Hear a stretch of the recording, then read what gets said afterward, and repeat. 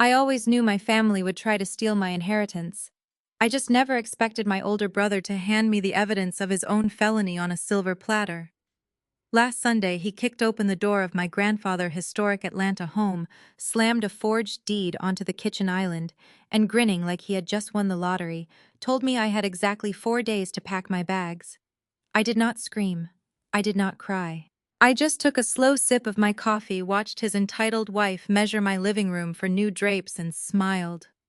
They thought they were evicting me, but they had just walked straight into an ironclad federal trap. The morning started with the kind of peace you only find in the historic neighborhoods of Atlanta before the heavy heat of the day sets in.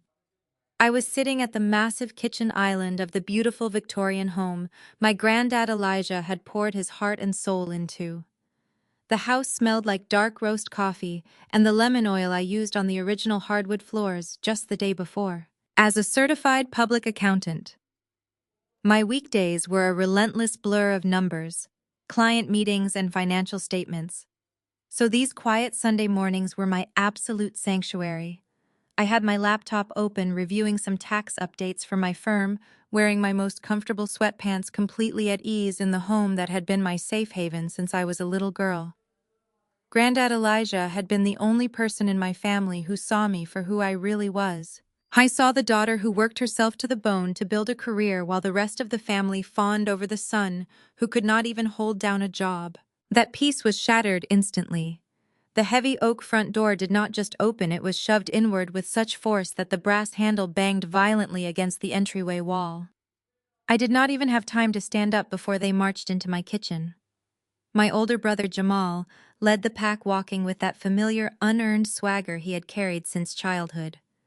Right behind him was our mother Yvonne, wearing her Sunday church clothes and a look of absolute entitlement. Bringing up the rear was Jamal's wife Brittany. Brittany was a white woman who had always treated me like the hired help rather than her sister-in-law, and today was clearly no exception. She did not even bother to look in my direction or say hello. She just walked past the kitchen, pulled a digital laser measure from her designer purse, and immediately pointed the red beam at my custom living room windows, muttering to herself about needing extra wide panels for the velvet curtains she planned to buy. I closed my laptop slowly, making sure my face revealed absolutely nothing.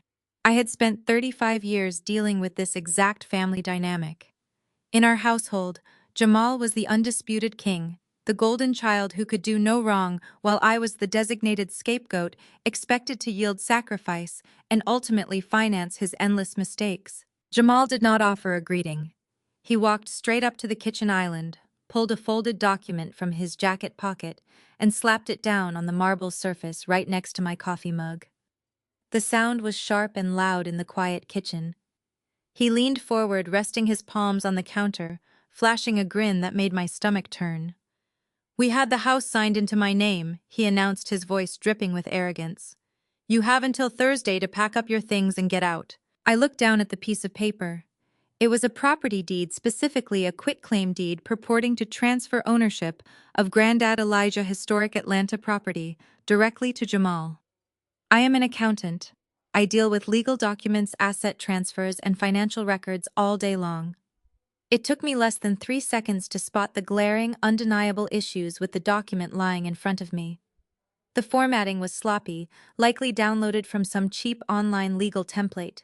But more importantly, the signature at the bottom, supposedly belonging to my late grandfather, was an absolute forgery.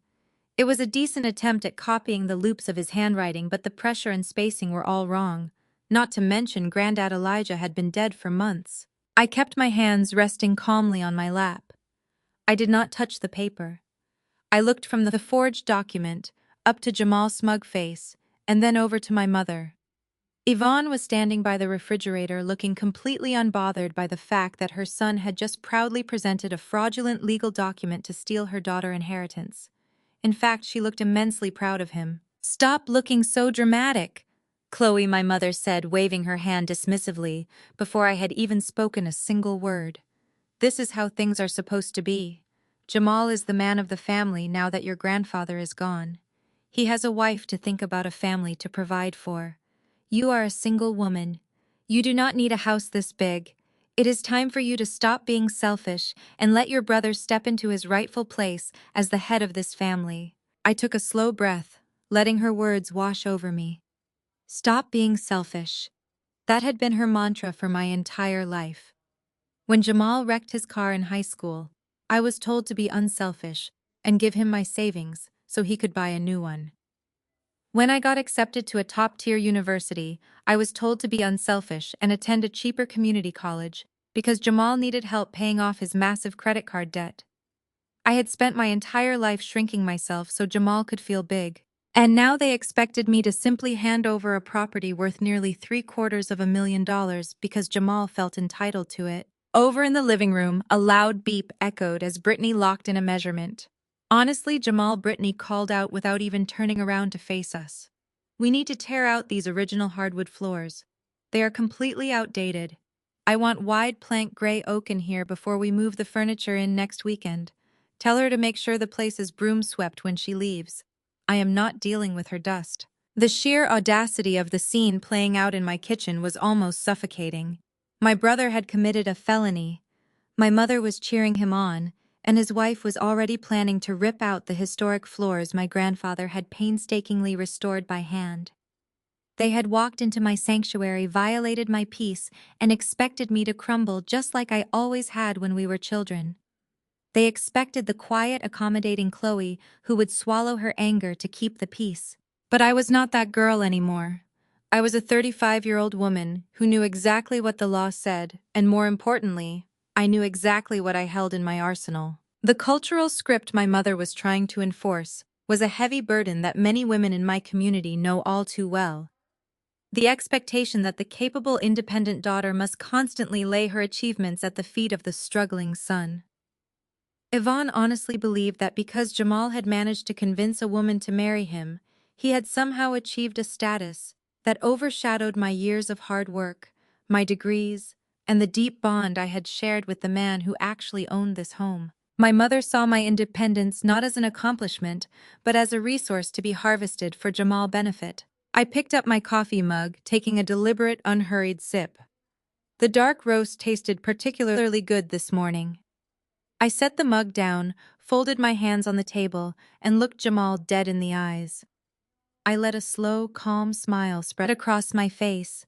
"You really think I would let that happen?" I asked, my voice low and completely steady. Jamal scoffed, throwing his head back in a loud, mocking laugh.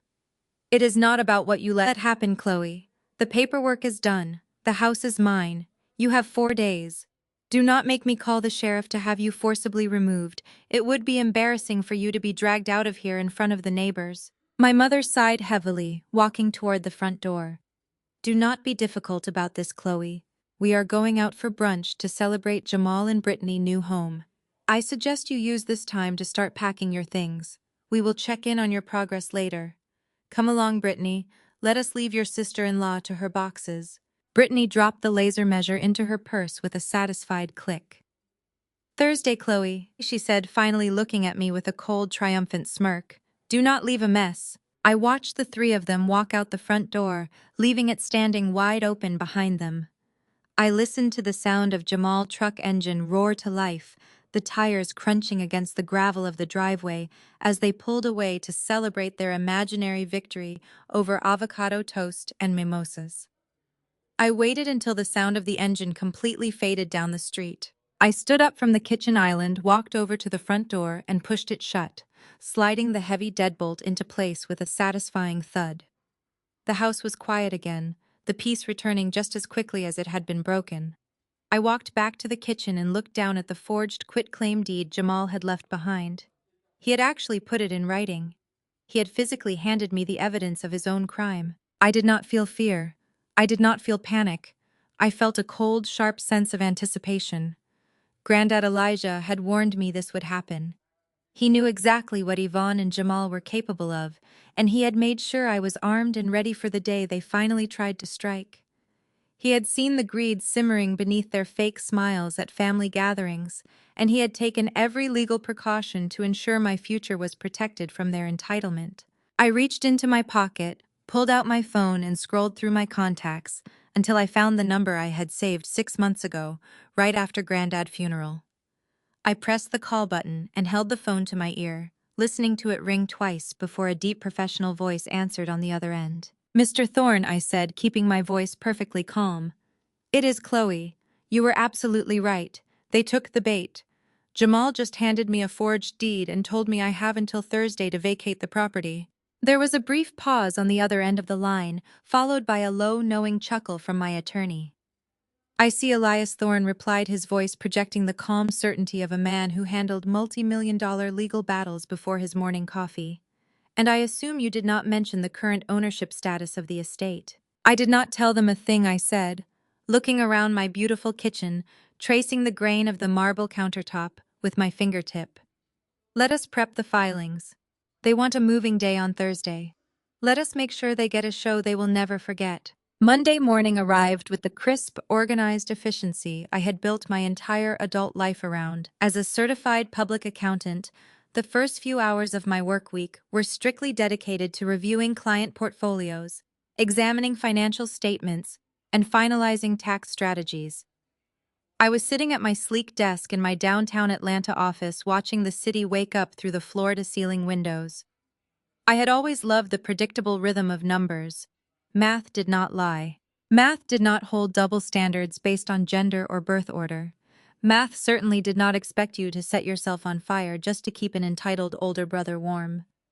I took a sip of my black coffee, relishing the quiet control I had over my environment. At exactly 9:15, my phone vibrated against the desktop. Then it vibrated again, and again. Within 30 seconds, the device was dancing across my desk in a continuous spasm of notifications. I did not even need to look at the screen to know exactly what was happening.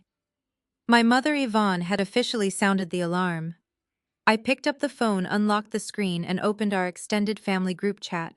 The chat was ironically titled Family First, a name that tasted like absolute ash in my mouth, given the staggering volume of betrayal I was currently scrolling through. My mother had struck first, delivering a masterful digital performance of manufactured victimhood. Her opening message was a massive block of text detailing how utterly heartbroken she was over my supposed cruelty.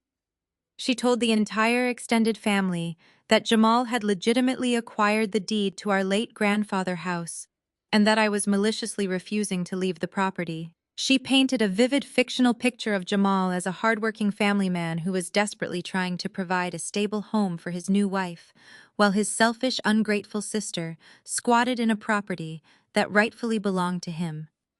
It was a spectacular piece of creative writing, completely ignoring the fact that her precious son had forged a signature on a fake deed. The responses from my relatives poured in like a synchronized chorus of eager enablers.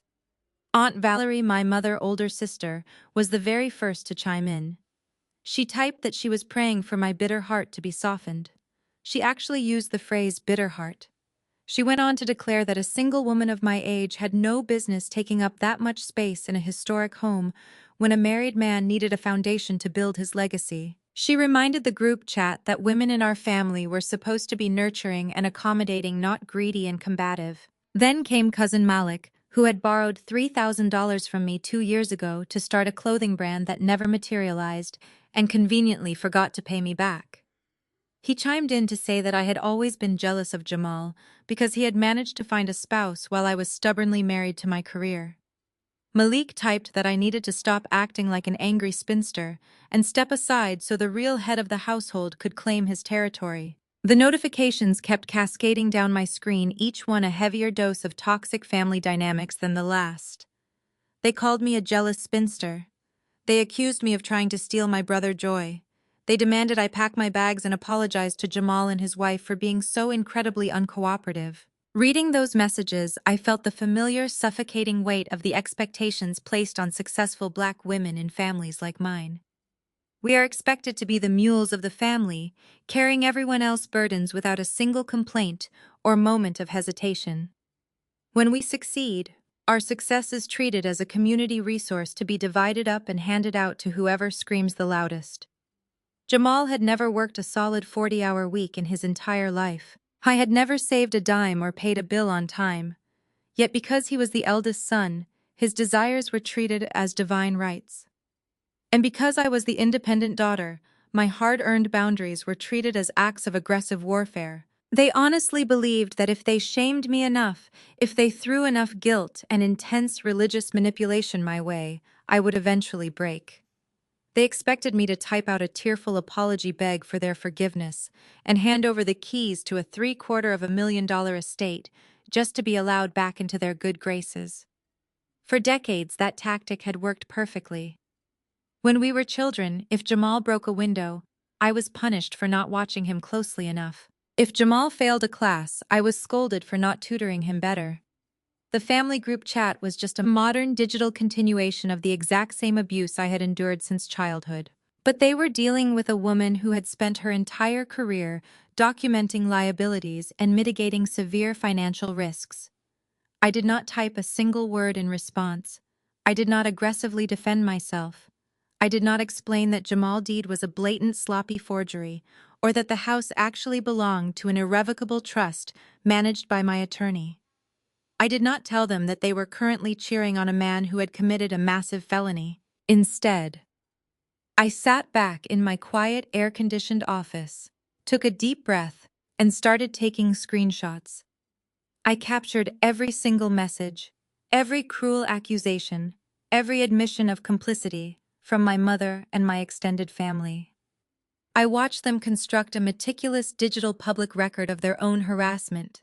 They were freely providing me with documented evidence of a coordinated, targeted effort to force me out of a property using a fraudulent document. My trust attorney, Elias Thorne, had explicitly told me to let them talk, to give them enough rope to hang themselves, and my family was giving me a masterclass in self-incrimination. The group chat buzzed again, this time with a message directly from Jamal. It was a photo of a moving truck rental confirmation with a smug caption that read, "Thursday is coming fast, little sister. Hope you have plenty of boxes." My mother immediately responded with clapping hands emojis and a message praising him for taking charge of his household. I took another screenshot, saving it to a secure encrypted folder on my cloud drive. Every time my phone vibrated, I felt a cold, sharp sense of satisfaction. They thought my silence meant I was retreating. They interpreted my lack of response as submission, assuming.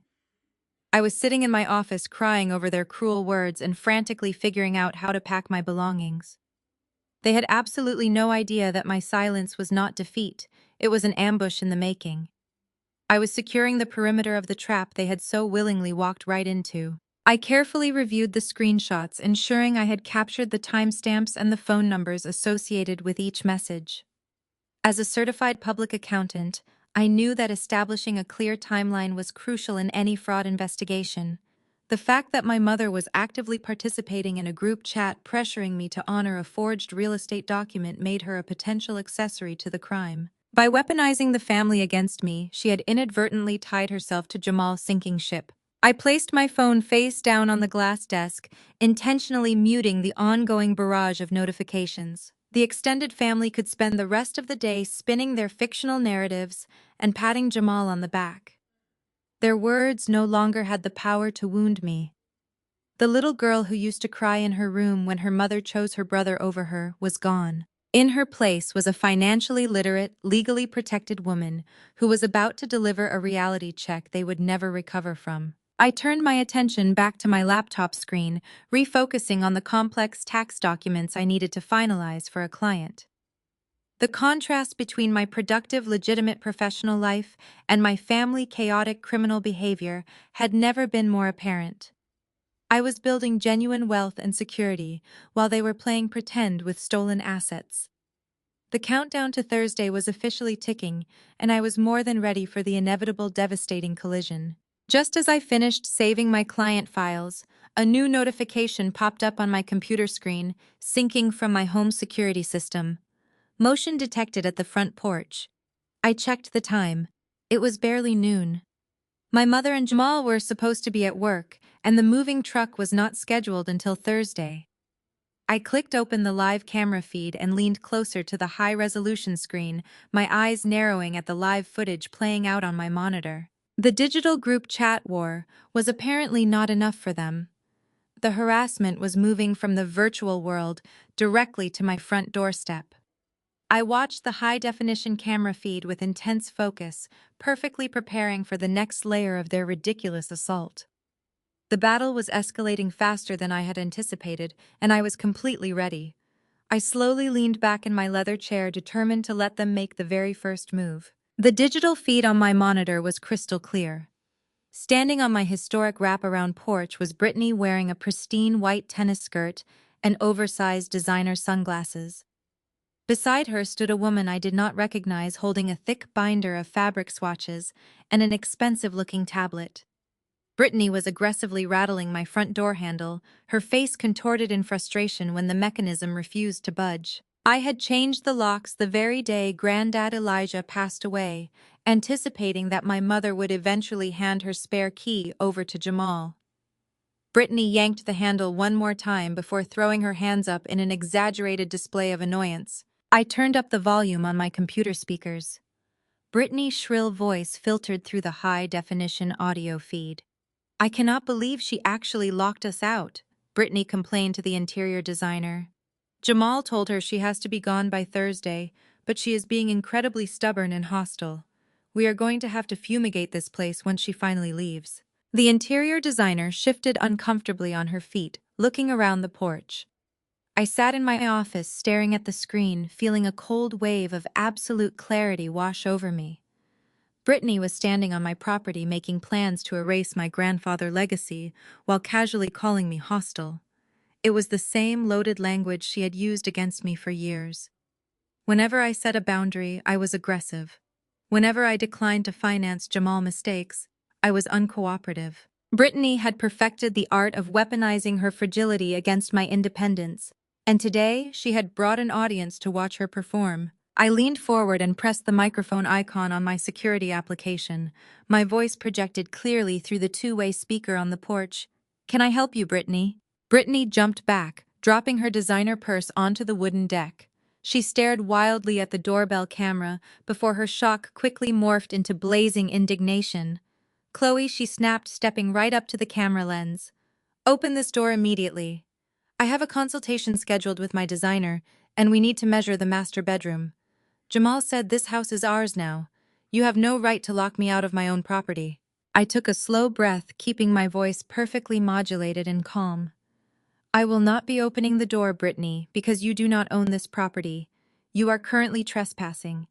I strongly suggest you and your guests step off my porch before I contact the authorities." Her face flushed a deep, angry red.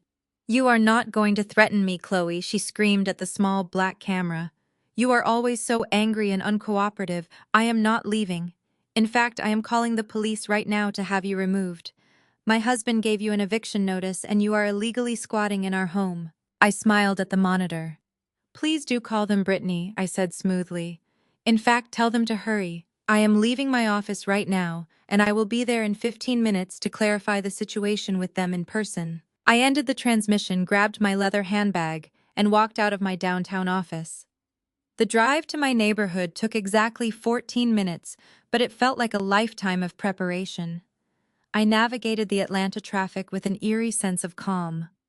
For years, I had watched Brittany use her tears and exaggerated fears to manipulate family situations, playing the terrified victim whenever I simply asked to be treated with basic respect. She was banking on the fact that if she called the police and described an angry, hostile black woman refusing to give up a house, the officers would immediately take her side.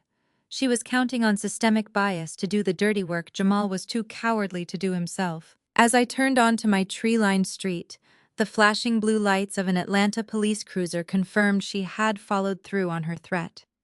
The squad car was parked haphazardly at the curb, directly behind Brittany's white luxury SUV. I pulled my car smoothly into the driveway, put it in park, and took one deep centering breath before stepping out into the midday heat. The scene on my front lawn was exactly as I had predicted. Two uniformed police officers were standing near the steps, while Brittany frantically paced back and forth, waving her hands in the air. The interior designer had wisely retreated to the sidewalk, looking absolutely mortified to be involved in this chaotic domestic dispute. The moment Brittany saw me, she pointed a manicured finger in my direction. "There she is!" she yelled, her voice trembling with manufactured terror. "She is the one I called about. She is trespassing in my husband's house and she threatened me through the security system. She is acting completely erratic and I feel incredibly unsafe. The two police officers immediately turned toward me, their postures visibly stiffening. They placed their hands near their utility belts, influenced by the frantic, hysterical narrative Brittany was forcefully feeding them. As a 35-year-old African-American woman, I knew exactly how dangerous this specific situation could be. One wrong move, one raised voice, and Brittany fabricated fears could escalate into a physical nightmare. But I was not going to give her the satisfaction of seeing me lose my composure. I smoothed the front of my tailored business suit, held my head high, and walked up my driveway with the calm, measured stride of a professional who was entirely in control of her environment. "Good afternoon, officers," I said, my tone respectful and perfectly modulated. "I understand there seems to be some confusion here. My name is Chloe, and this is my property." Brittany scoffed loudly, crossing her arms. "Do not listen to her," she cried out, shrinking behind the taller officer. "She is lying. My husband Jamal owns this house. He gave her an eviction notice on Sunday because she is an aggressive squatter. She locked us out and refused to let my designer inside. You need to arrest her or force her to leave. She is threatening my safety." The older officer held up a hand to silence Brittany, and then looked at me, his expression skeptical.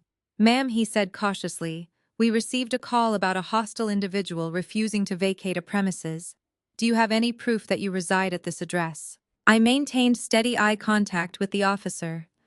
I reached slowly into my designer handbag, ensuring all my movements were visible and deliberate. "I absolutely do, officer," I replied, pulling out a slim leather wallet. I retrieved my Georgia driver license and handed it to him. "You will see that my current legal address matches this property exactly. Furthermore, I have this." I pulled a folded piece of paper from my bag and handed it over as well. It was the most recent water and trash utility bill printed on official city letterhead, clearly displaying my full name and the property address. I had specifically grabbed it from my desk before leaving the office, knowing exactly what documentation would shut this circus down. The officer reviewed my license and the utility bill. I watched his posture relax immediately. The tension in his shoulders evaporated as he realized he was not dealing with a hostile squatter, but rather a verified homeowner who was simply trying to enter her own house. He handed the documents back to me with a polite nod. "Thank you, Mom. Everything appears to be in order." He turned around to face Brittany, who was staring at the exchange with wide, disbelieving eyes. "Ma'am," he addressed Brittany, his tone noticeably firmer now. "This woman has provided state-issued identification and utility records proving she resides here. Do you have any documentation showing that you or your husband own this property?" Brittany's mouth opened and closed, but no sound came out. She looked wildly at the designer, who was now pretending to be extremely interested in a nearby oak tree. I do not have it on me." Brittany stammered, her face turning a deep shade of crimson. "Jamal has the deed. He has the paperwork at his office. But I am his wife. We are taking possession of the house on Thursday." The second officer let out a long, exasperated sigh, clearly recognizing that they had been called away from real emergencies to mediate a baseless family dispute. "Ma'am, you cannot call emergency services and demand we remove someone from their verified legal residence just because you claim your husband has paperwork somewhere else," the officer said sharply. "Without a court-ordered eviction notice and proof of ownership signed by a judge, you have zero legal right to be on this property." "But she was threatening me." Brittany tried again, her voice pitching higher in a desperate attempt to regain the victim role. "She was aggressive through the camera. I have full audio and video recordings from the security system saved to my cloud drive." I interjected, smoothly addressing the officers while ignoring Brittany completely.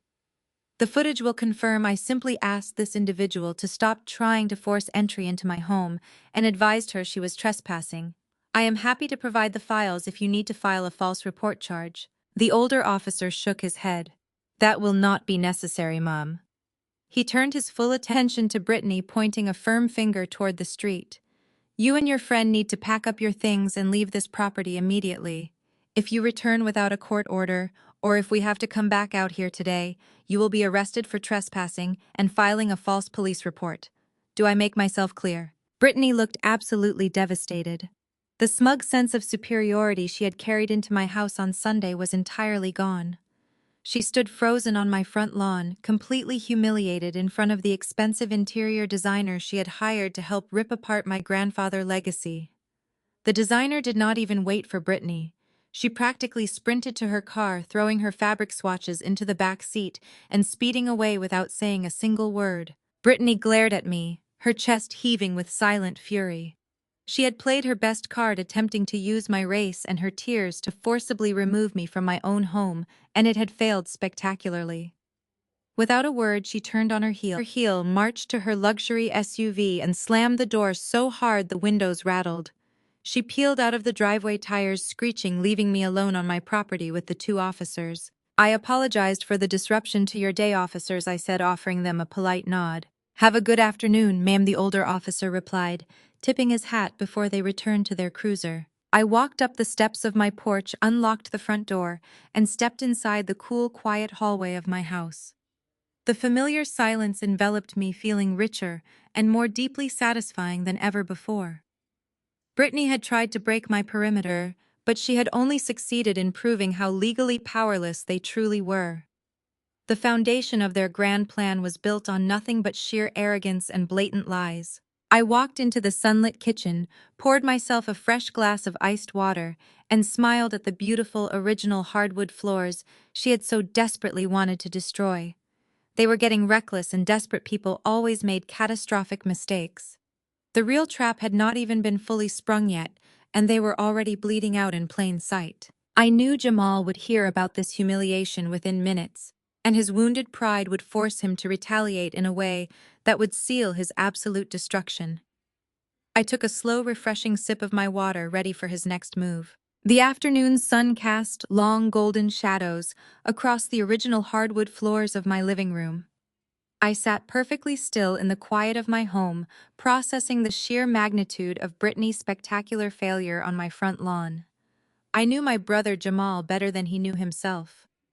In our family dynamic, his ego was a fragile glass house built entirely on a foundation of unearned privilege, and our mother relentless coddling. When Brittany returned to him, humiliated and empty-handed, without the keys to the property he had promised her, his wounded pride would demand immediate retaliation. He could never accept being outsmarted by his younger sister, especially not in front of his wife. He would need to prove that he was still the undisputed king of the family, and that meant he was going to make a reckless, impulsive move. I did not have to wait long for him to fall right into my hands. As a certified public accountant, my personal finances were structured like a fortress. Every dollar was tracked, every investment was diversified, and every account was heavily monitored. But there was one single lingering financial thread from my past that I had deliberately left open. It was a basic joint checking account at a local credit union. My mother Yvonne had set it up for me over 15 years ago when I was just a freshman moving into my dorm at Spelman College. She insisted on adding Jamal as an authorized user back then, claiming he would act as the man of the house to help manage my emergency book money if I ever needed it. He never contributed a single dime to that account, of course. I had kept the account active all these years simply because the long credit history attached to it boosted my overall credit score. I kept exactly $5,000 parked in there as a minor emergency fund, practically forgetting it existed most days. At exactly 3 o'clock, my phone vibrated against the marble surface of the kitchen island. It was an automated push notification from the credit union application. The screen lit up with a brief glaring message indicating that a withdrawal of $5,000 had just been successfully processed. The account balance had been completely drained down to zero. I stared at the screen, feeling my heart rate slow to a steady, calculated rhythm. Less than a minute later, my phone buzzed again. This time it was a text message directly from Jamal. The message read, "Consider this back rent for the last 6 months you have been squatting in my property. Thursday is coming." I sat back on my bar stool, letting the absolute absurdity of his actions wash over me. Jamal thought he was teaching me a lesson. He honestly believed he was putting me in my place, breaking my spirit by hitting my wallet. In his mind, he was cutting off my resources, punishing me for disrespecting his authority, and showing Brittany that he was fully in control of the situation. He assumed I would panic, I expected me to call him crying, begging for my money back, or frantically apologizing for locking them out. He was relying on the old toxic family script where he takes whatever he wants and I suffer the consequences in silence. But Jamal was not dealing with a scared college student anymore. He was dealing with a licensed financial auditor who investigated corporate embezzlement for a living. Jamal did not understand the first thing about modern banking laws or digital forensic tracking. He did not realize that by using a mobile application to initiate an unauthorized transfer of funds based on a fraudulent claim of property ownership, he had just crossed a massive legal boundary. I did not feel anger. I did not feel the familiar sting of sibling betrayal. I felt a cold, sharp sense of clinical precision. Jamal had just used an interstate electronic banking network to steal $5,000 from my personal account. By explicitly stating in writing that he was taking the money as rent for a property he did not legally own, he had firmly established his criminal intent. He had officially committed federal wire fraud and grand larceny.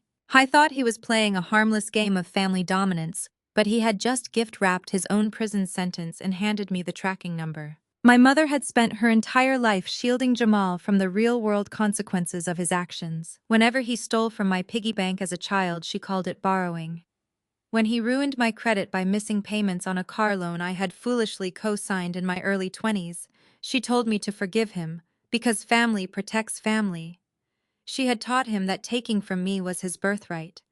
But federal investigators did not care about Yvonne's maternal excuses. The justice system did not care that he was the golden child.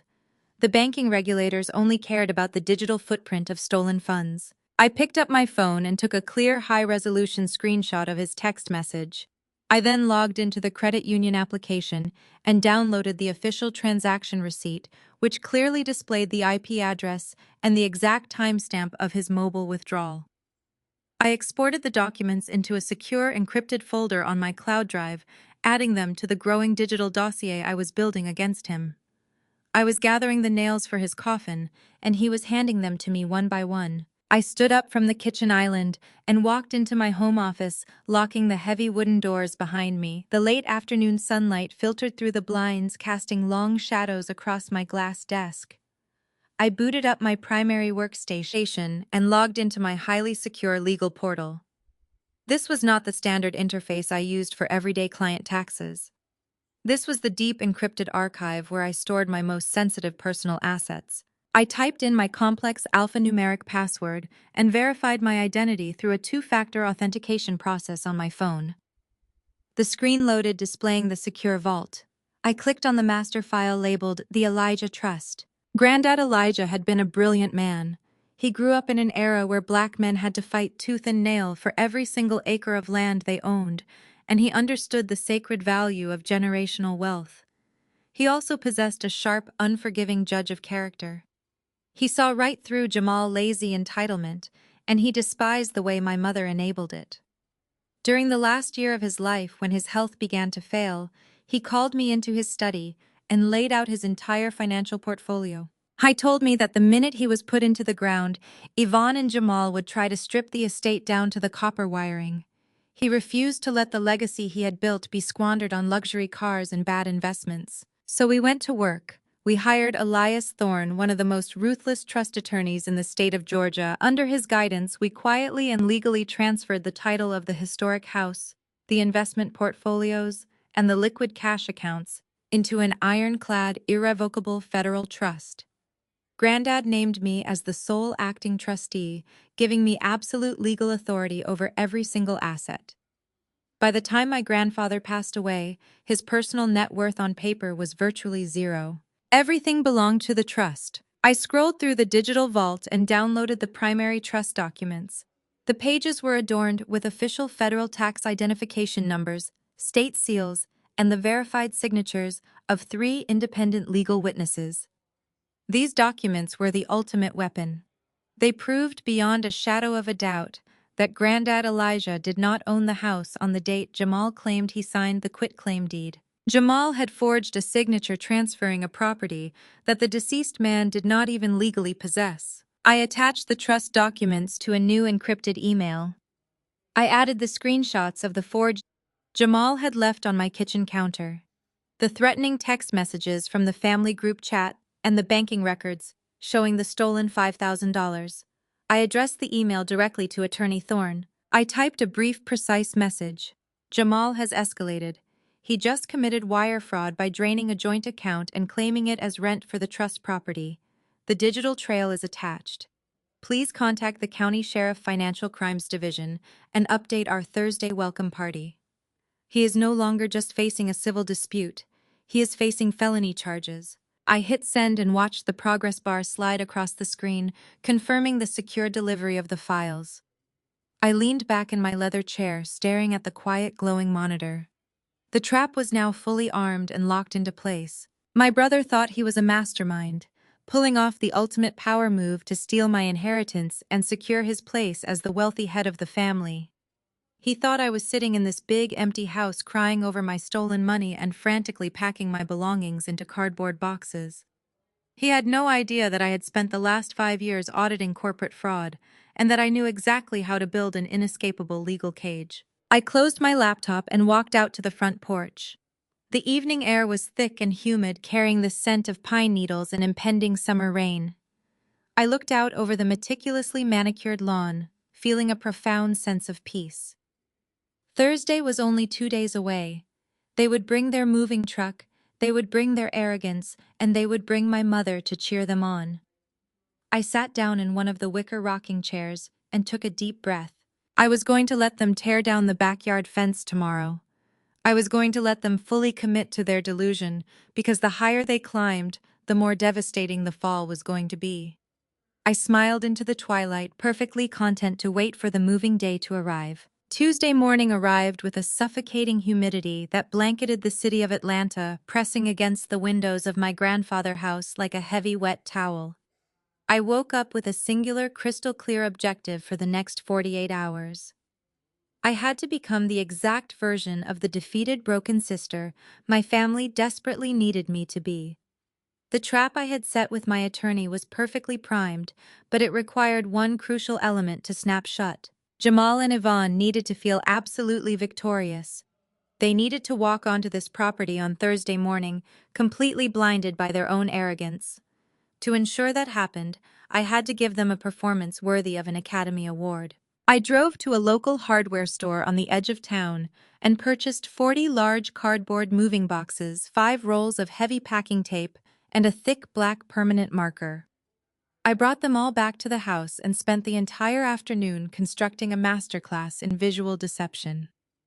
I stood in the center of the living room taping the boxes together. The harsh ripping sound of the packing tape echoed off the original plaster walls, a sharp mechanical noise that felt incredibly therapeutic. I left every single box completely empty, but I sealed them tight, running the tape in thick, secure cross patterns. I carried them out to the wrap-around porch, stacking them in highly visible, neat, imposing towers right near the front door. Anyone driving past would immediately see a woman diligently preparing to surrender her home. I even left a few half-empty boxes stacked directly in front of the large living room windows where Brittany had stood with her laser measure, ensuring that if anyone drove by to spy on me, they would get exactly the show they were hoping for. As an accountant, I know that numbers tell the objective truth, but humans are incredibly susceptible to optics. People will always see what they want to see, especially when it confirms their own biases. Jamal wanted to see me broken. My mother Yvonne wanted to see me obedient and subservient. The empty cardboard boxes were a perfectly designed mirror, reflecting their deepest toxic desires right back at them. Every time I placed another hollow brown box on the porch, I was laying another brick in the foundation of their legal ruin. I was not packing up my life, I was meticulously choreographing their downfall. I used the black marker to label the empty boxes with words like kitchen fragile and master bedroom. I wanted the illusion to be absolutely flawless down to the smallest detail. Wednesday afternoon rolled in, bringing my mother right on schedule. I was sitting on the porch swing, a half-empty box at my feet, pretending to sort through some old textbooks, when her pristine silver sedan pulled into the driveway. Yvonne stepped out of the car wearing a vibrant floral sundress and a pair of oversized tortoiseshell sunglasses projecting the aura of a wealthy matriarch surveying her newly conquered territory. She walked up the brick pathway with a light, bouncy step that I had not seen her use since Jamal High School graduation. She was carrying a large, bright yellow box of heavy-duty black trash bags in her left hand. She climbed the porch steps and dropped the box of bags right on top of one of my empty cardboard towers. The sound was sharp and deliberate, cutting through the steady hum of the Georgia cicadas. "I brought you these," she said, her voice dripping with that toxic, syrupy sweetness she reserved for moments when she felt absolutely superior to me. "You are going to need them for all the junk you have accumulated in this massive house. It is time to seriously declutter, Chloe." She leaned against the wooden railing, taking off her sunglasses to look out over the manicured lawn. "You know this really is for the best," she continued, not even bothering to look me in the eye. "A house this size is entirely too much responsibility for a single woman. The property taxes, the regular upkeep, the intensive yard work. It is just overwhelming for someone without a husband to manage.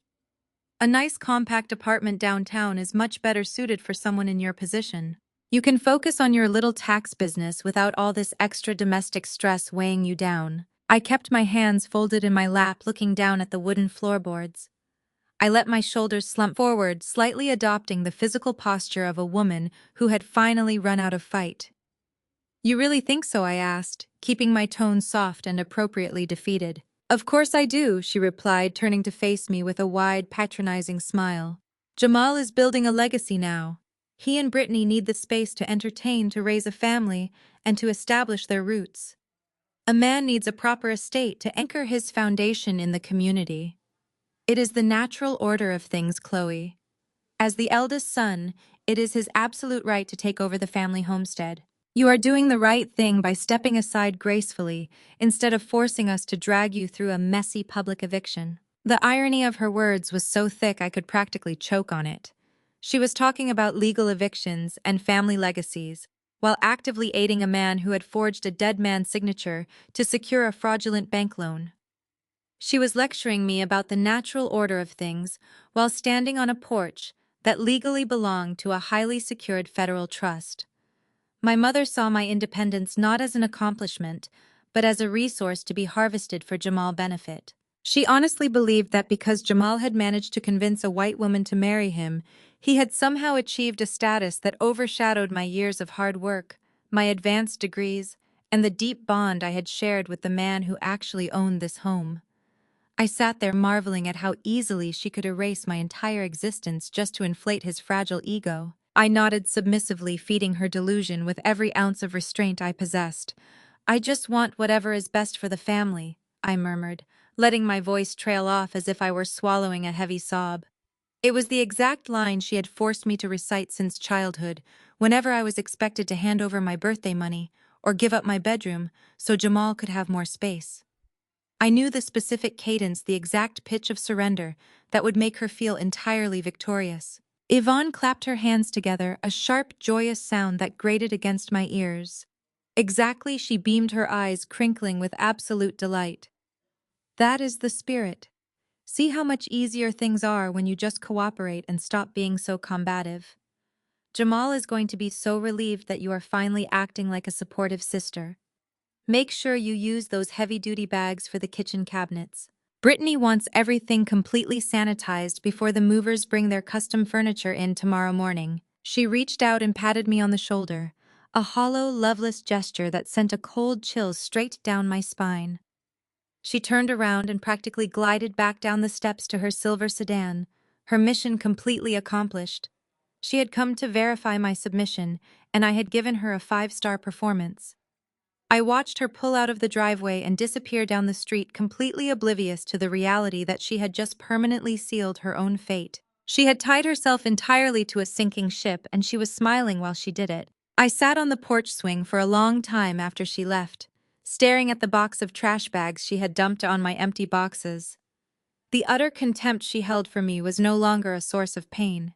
It had transformed into pure tactical fuel. My phone buzzed in my pocket, breaking the silence. It was a text message from Elias Thorne, my trust attorney. The message simply asked if the Thursday morning timeline was still confirmed. I typed back a quick response, confirming that the targets were entirely blind and fully committed to their scheduled arrival. The trap was set. The bait had been swallowed whole.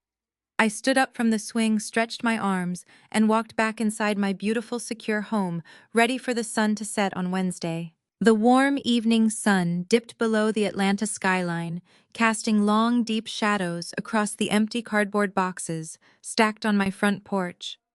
I stood completely alone in the center of the living room, listening to the profound silence of the quiet house. I walked over to the original brick fireplace, letting my fingers trail along the polished mahogany mantel until they rested on a heavy silver picture frame. Inside the glass was a photograph of Grandad Elijah taken just a few months before he passed away. He was sitting in his favorite leather armchair, wearing a sharp-tailored suit, his silver hair perfectly brushed back.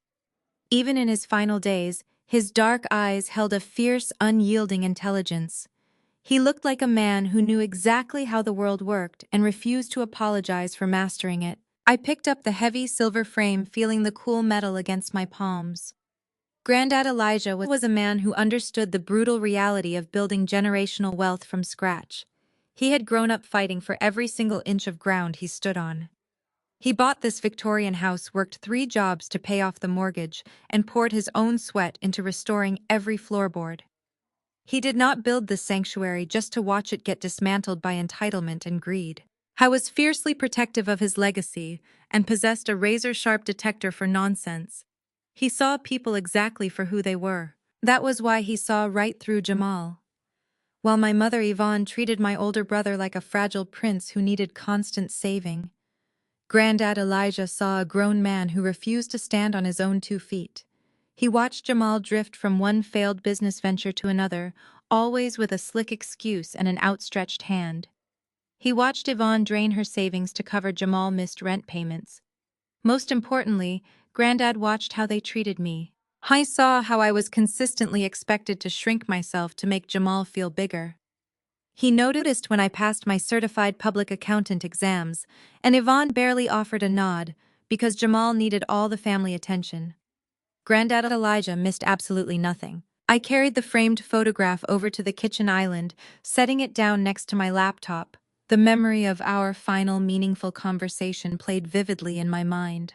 It was a cold Tuesday evening about 8 months ago.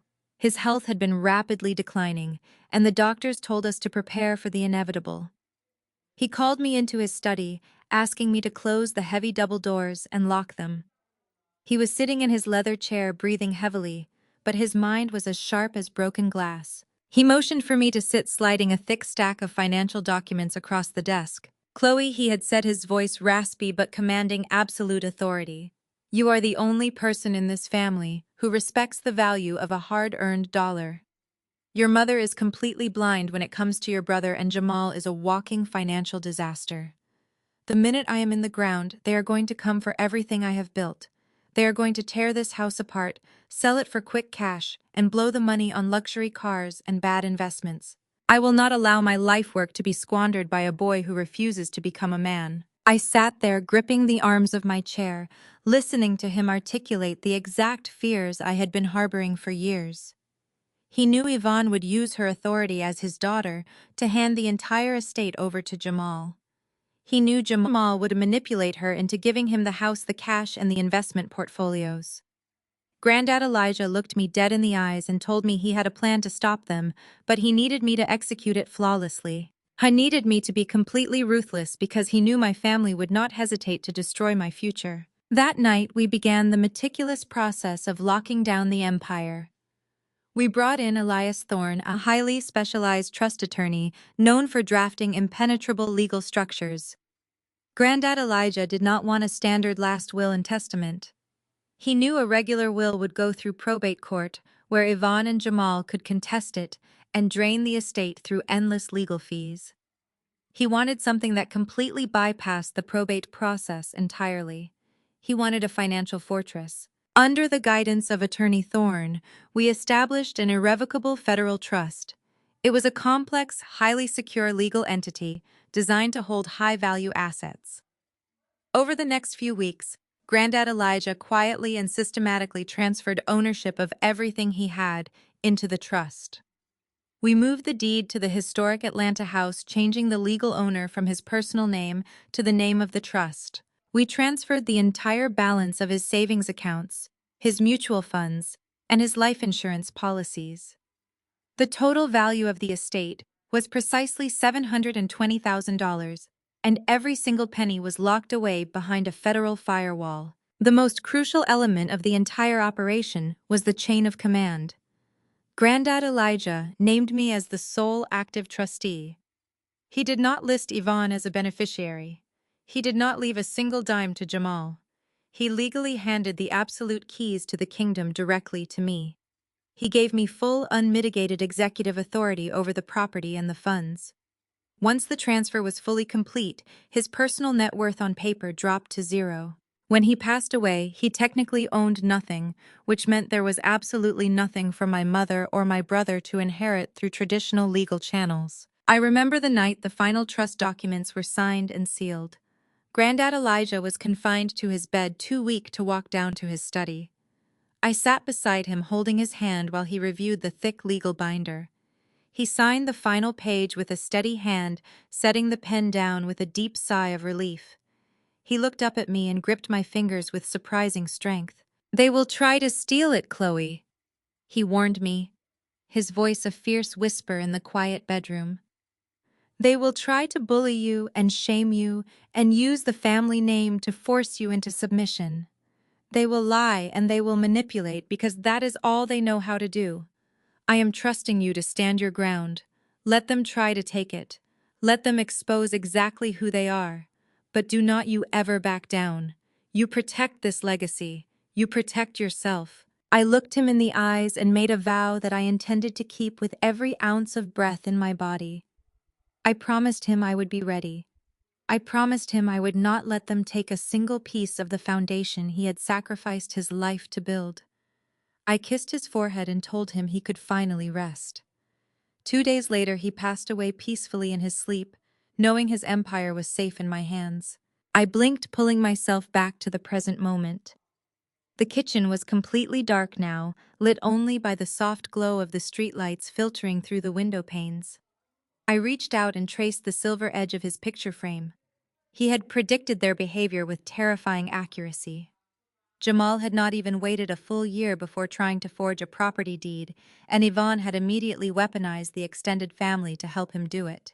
They had walked right into the scenario Granddad Elijah mapped out. I picked up the framed photograph and carried it over to my heavy fireproof safe, tucked away in the corner of my home office. I was not packing it into a cardboard box to move. I was securing it to ensure it did not get damaged during the absolute hurricane that was about to hit my front lawn.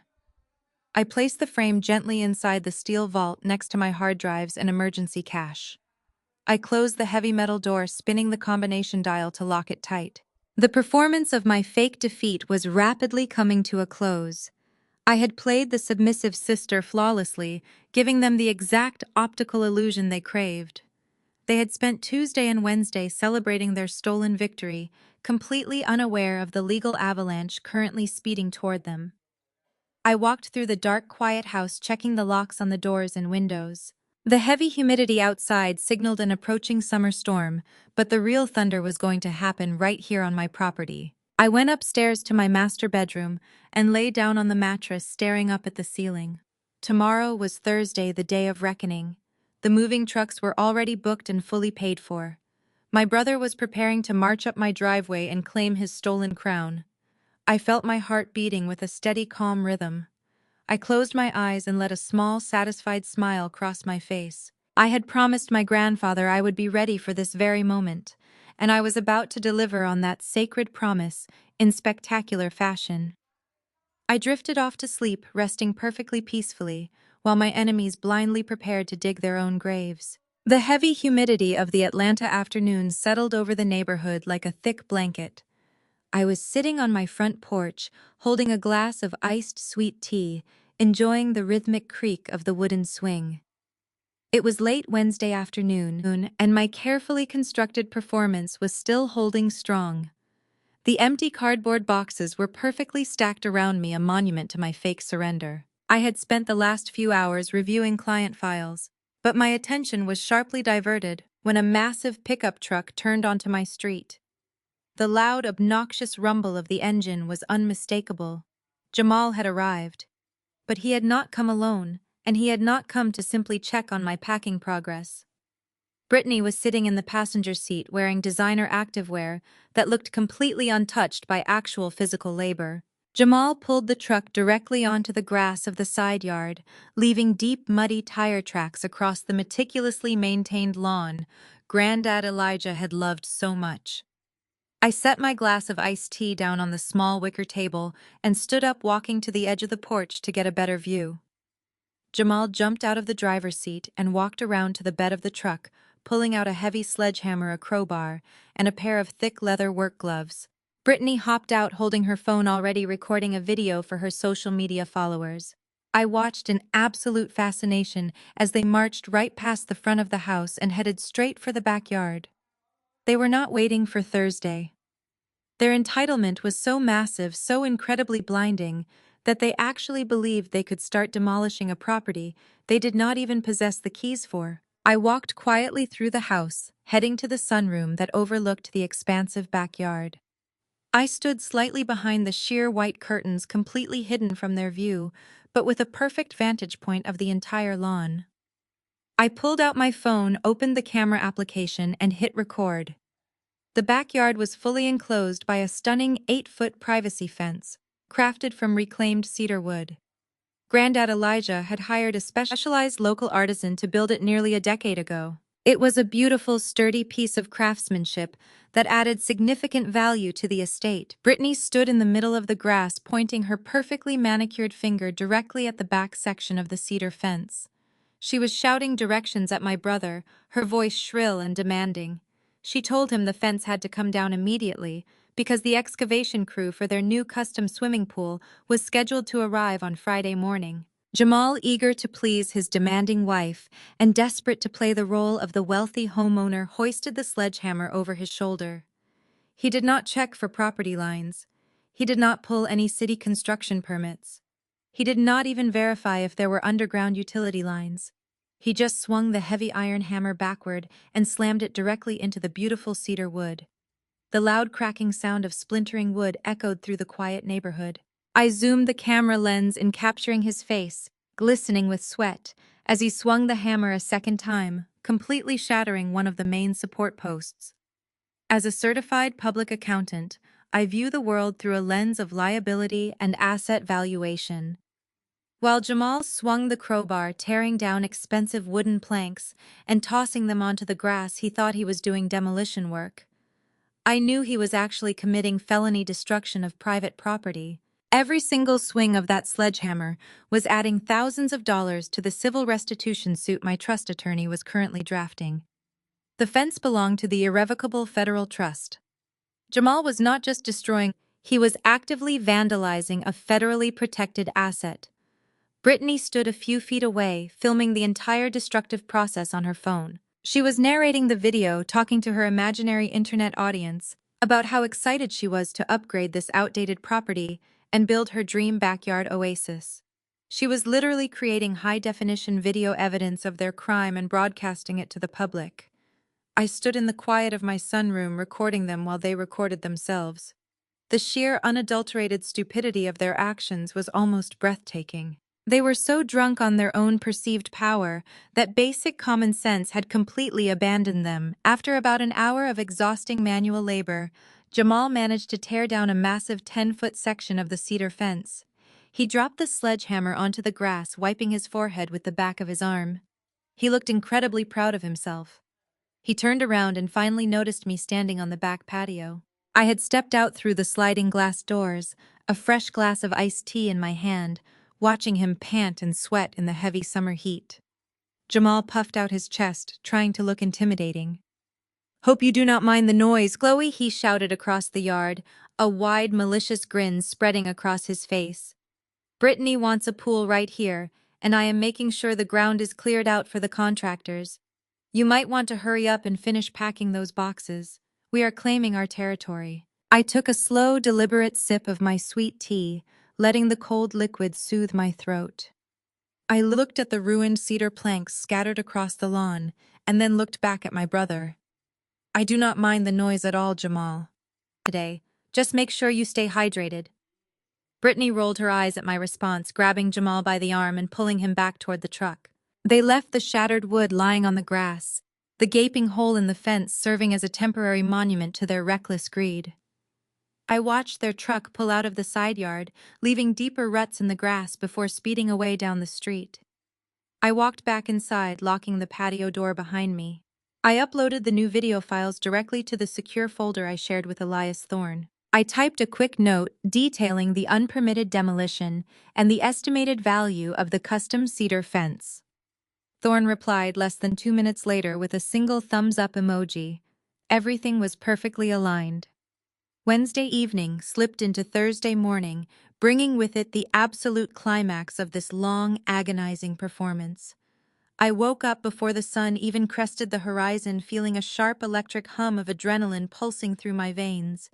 Today was the day. Today was the moment the heavy curtain would finally fall on decades of emotional manipulation and financial abuse. I walked into my bathroom and took a long, hot shower, letting the steam clear my mind.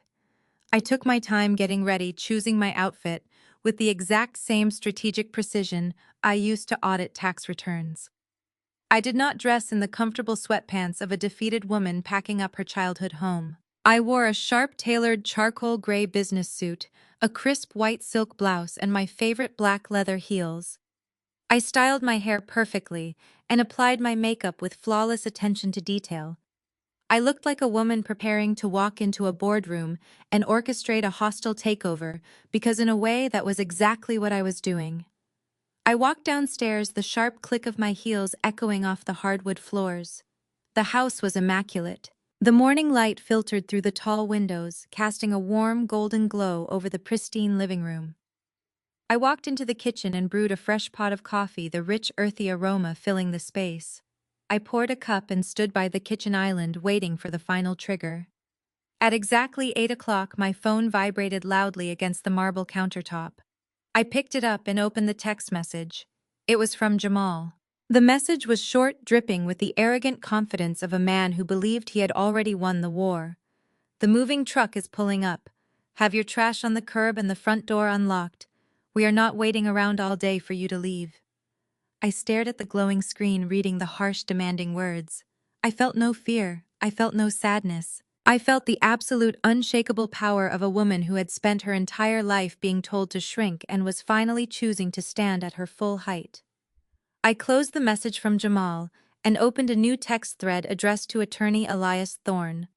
I typed the very specific signal word we had agreed upon. Showtime. I pressed send and smiled warmly to myself perfectly. The heavy grandfather clock in the hallway chimed exactly 8 times. It was Thursday morning. The air outside was already thick with the oppressive Georgia heat, but inside the house, the central air conditioning hummed with a quiet, steady perfection. I stood in the center of my immaculate kitchen, holding a fresh cup of coffee, listening to the distinct, obnoxious sound of a heavy diesel engine turning onto my quiet, tree-lined street. I did not need to look out the window to know what was coming. I could hear the loud bass of a hip-hop track vibrating through the neighborhood, shattering the peaceful morning silence. My brother had always believed that making an entrance meant making as much noise as humanly possible. I set my coffee mug down on the marble island and smoothed the lapels of my charcoal gray business suit. I walked slowly toward the front foyer, my black leather heels clicking rhythmically against the restored hardwood floors. Through the sheer white curtains covering the front windows, I watched a massive bright orange rented moving truck jump the curb and lurch violently into my driveway. The heavy rear tires crushed the edge of a pristine flower bed my grandfather had tended for over a decade. Jamal slammed the truck into park, leaving the engine idling and the music blaring. The driver's side door swung open and my brother stepped out onto the driveway. Jamal was wearing a brand new pair of designer sneakers and a pristine white tracksuit, looking more like a man arriving at a VIP club than someone preparing to do heavy manual labor. He threw his arms wide open, tilting his head back to stare up at the 2-story Victorian facade. He actually let out a loud, victorious cheer, clapping his hands together like a conquering king, claiming his newfound kingdom. I honestly believed he had pulled off the ultimate heist. The passenger door opened and Brittany climbed out. She was wearing tight yoga pants, an oversized crop top, and her signature designer sunglasses, pushing them up into her blonde hair as she surveyed the property. She immediately pulled out her phone and began recording a video for her social media, loudly announcing to her followers that they were officially standing in the driveway of their massive new historic estate. She spun the camera around to capture the front of the house, making a point to zoom in on the tall stacks of empty cardboard boxes I had deliberately left sitting on the wrap-around porch. "Look at that!" Brittany laughed loudly, her shrill voice easily carrying through the thick glass of my front windows. The squatter actually packed up her junk just like we told her to. I guess she finally realized we were not playing around. Right behind the massive moving truck, a sleek silver sedan pulled smoothly up to the curb. My mother, Yvonne, stepped out of the driver's seat. She was dressed in a vibrant yellow pantsuit, holding a large decorative houseplant wrapped in shiny gold foil. She walked up the driveway with a bright, beaming smile radiating the absolute pride of a mother who had successfully secured her golden child future. She walked over to Jamal and pulled him into a tight embrace, patting his back while looking up at the house with profound satisfaction. I stood motionless in the foyer, watching this spectacular display of collective delusion. It was a masterclass in unearned arrogance. Yvonne honestly believed her son had achieved greatness. Jamal believed his sloppy forgery had outsmarted a licensed financial auditor. Brittany believed her proximity to Jamal granted her the right to completely erase a black family legacy and replace it with her own superficial aesthetic. They were feeding off each other, energy caught in a toxic feedback loop of greed and supreme entitlement. Jamal clapped his hands together, rubbing his palms in anticipation. He walked over to the back of the moving truck and unlatched the heavy metal door, rolling it upward with a loud, clattering crash. The back of the truck was completely empty, ready to be filled with whatever imaginary furniture they planned to purchase with the equity of my home.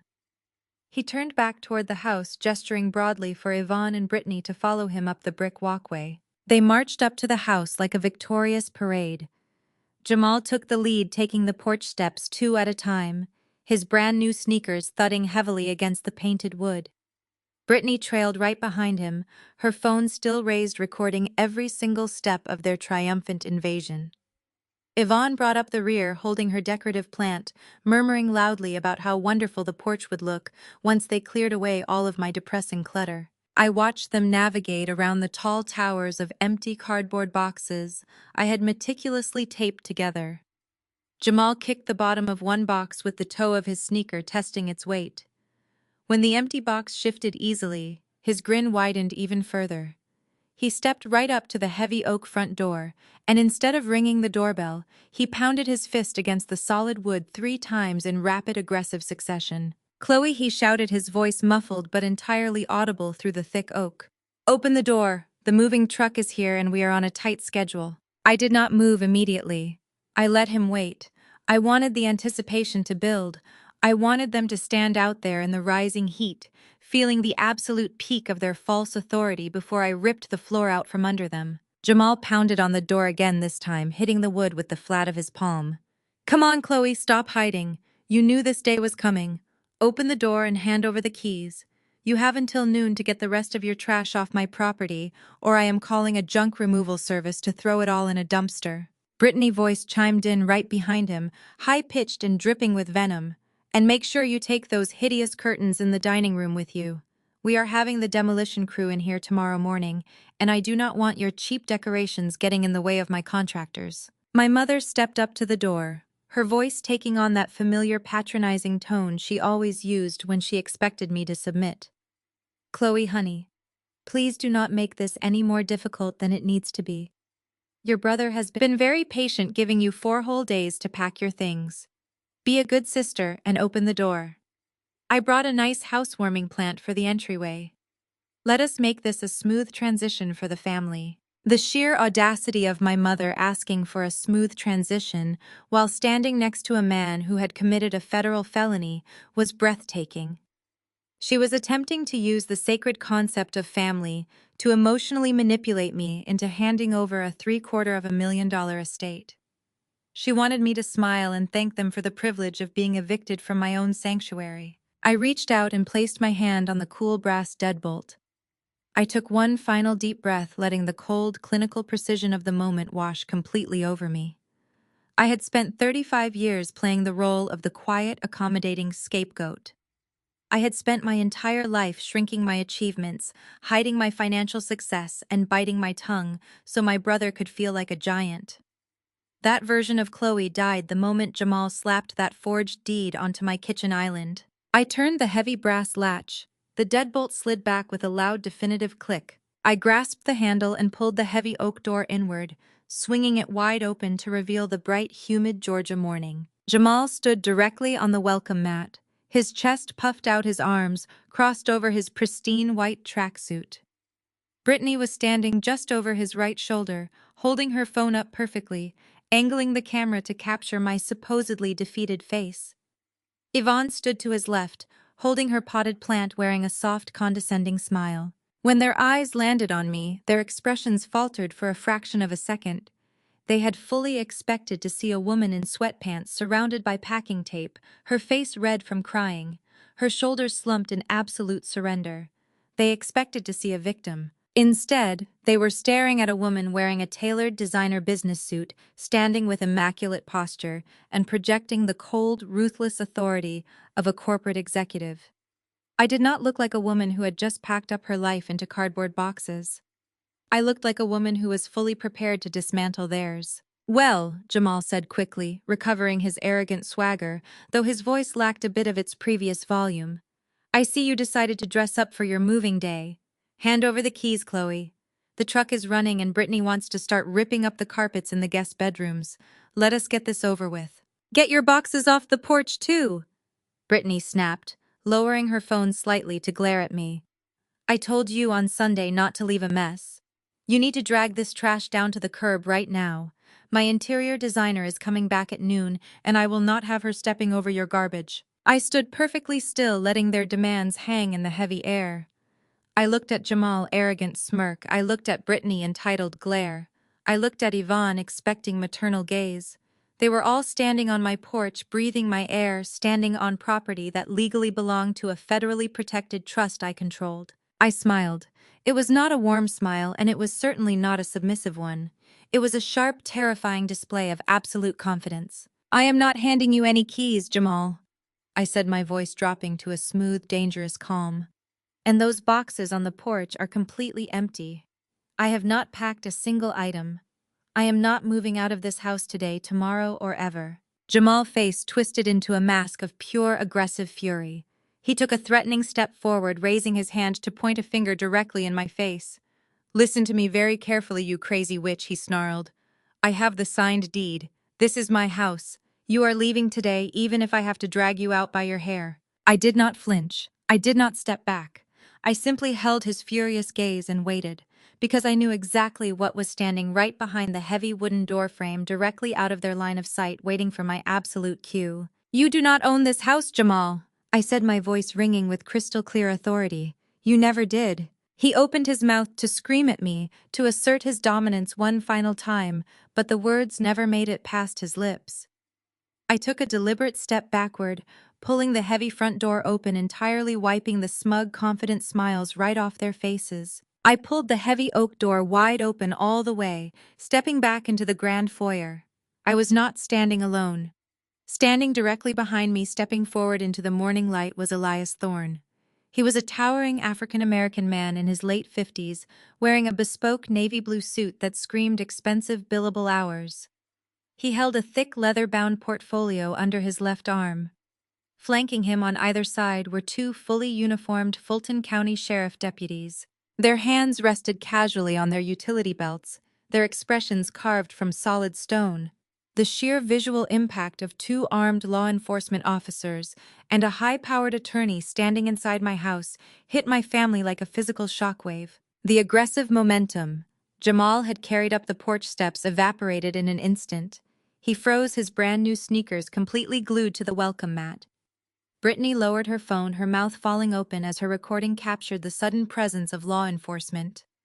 The smug narration she had been delivering just seconds ago died in her throat. My mother. Yvonne let out a sharp gasp, clutching her decorative houseplant against her chest as if it could somehow protect her from the reality unfolding in front of her. They had expected me to be a weeping victim begging for a few more hours to pack my bags. They had never anticipated walking into a heavily fortified legal blockade. Jamal was the first to break the stunned silence. His fragile ego simply could not process the fact that he was losing control of the narrative. He puffed his chest back out, trying to project a dominance he absolutely did not possess. He stepped over the threshold, shoving his hand into his tracksuit pocket and pulling out the folded quitclaim deed. He aggressively thrust the paper toward the older of the two deputies.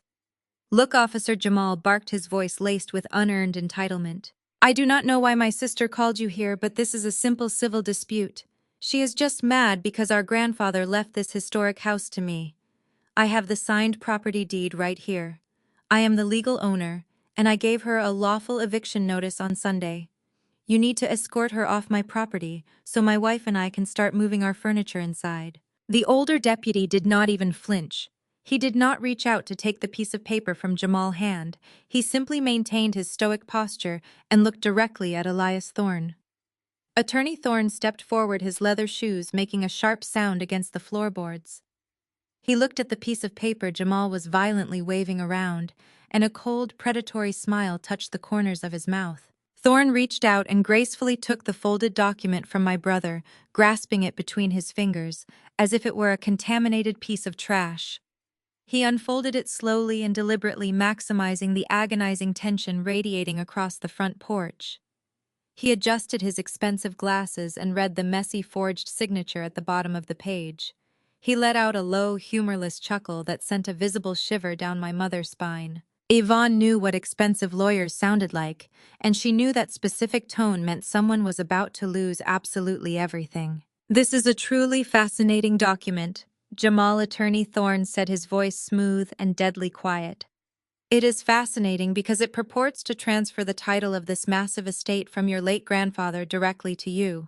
It is dated just last month." Jamal smirked, crossing his arms over his chest, completely oblivious to the massive trap he was standing in. "Exactly," Jamal sneered. "It is a legally binding contract. My grandfather signed it before he died. The house belongs to me now. Tell my sister to grab her garbage off the porch and get out of my way." Thorne slowly shook his head, opening his thick leather portfolio. "Actually, Jamal, this document is legally impossible," Attorney Thorne stated, projecting his voice so every word echoed clearly across the quiet suburban street. "You see, your grandfather did not own this house last month. In fact, Elijah has not owned this piece of property for over 6 months." The silence that followed those words was absolute. The heavy bass thumping from the rented moving truck in the driveway suddenly felt very distant. Brittany took a slow, nervous step backward, her designer sneakers squeaking slightly against the painted wood of the porch. Yvonne's eyes darted frantically back and forth between the attorney and her golden son, her maternal instincts finally registering that Jamal had marched them straight into a devastating catastrophe. "What are you talking about?" Jamal stammered, his confident posture cracking instantly. His arms dropped to his sides and he looked at me with wild, desperate confusion. "That is his house. His name was on the county records. I checked them myself before I brought the paperwork over here." Thorne pulled a thick stack of documents from his leather portfolio, holding them up for Jamal to see. The pages were adorned with federal tax identification numbers, state seals, and signatures of multiple witnesses.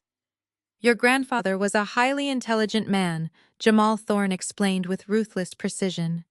"He knew exactly what would happen to his legacy the moment he passed away.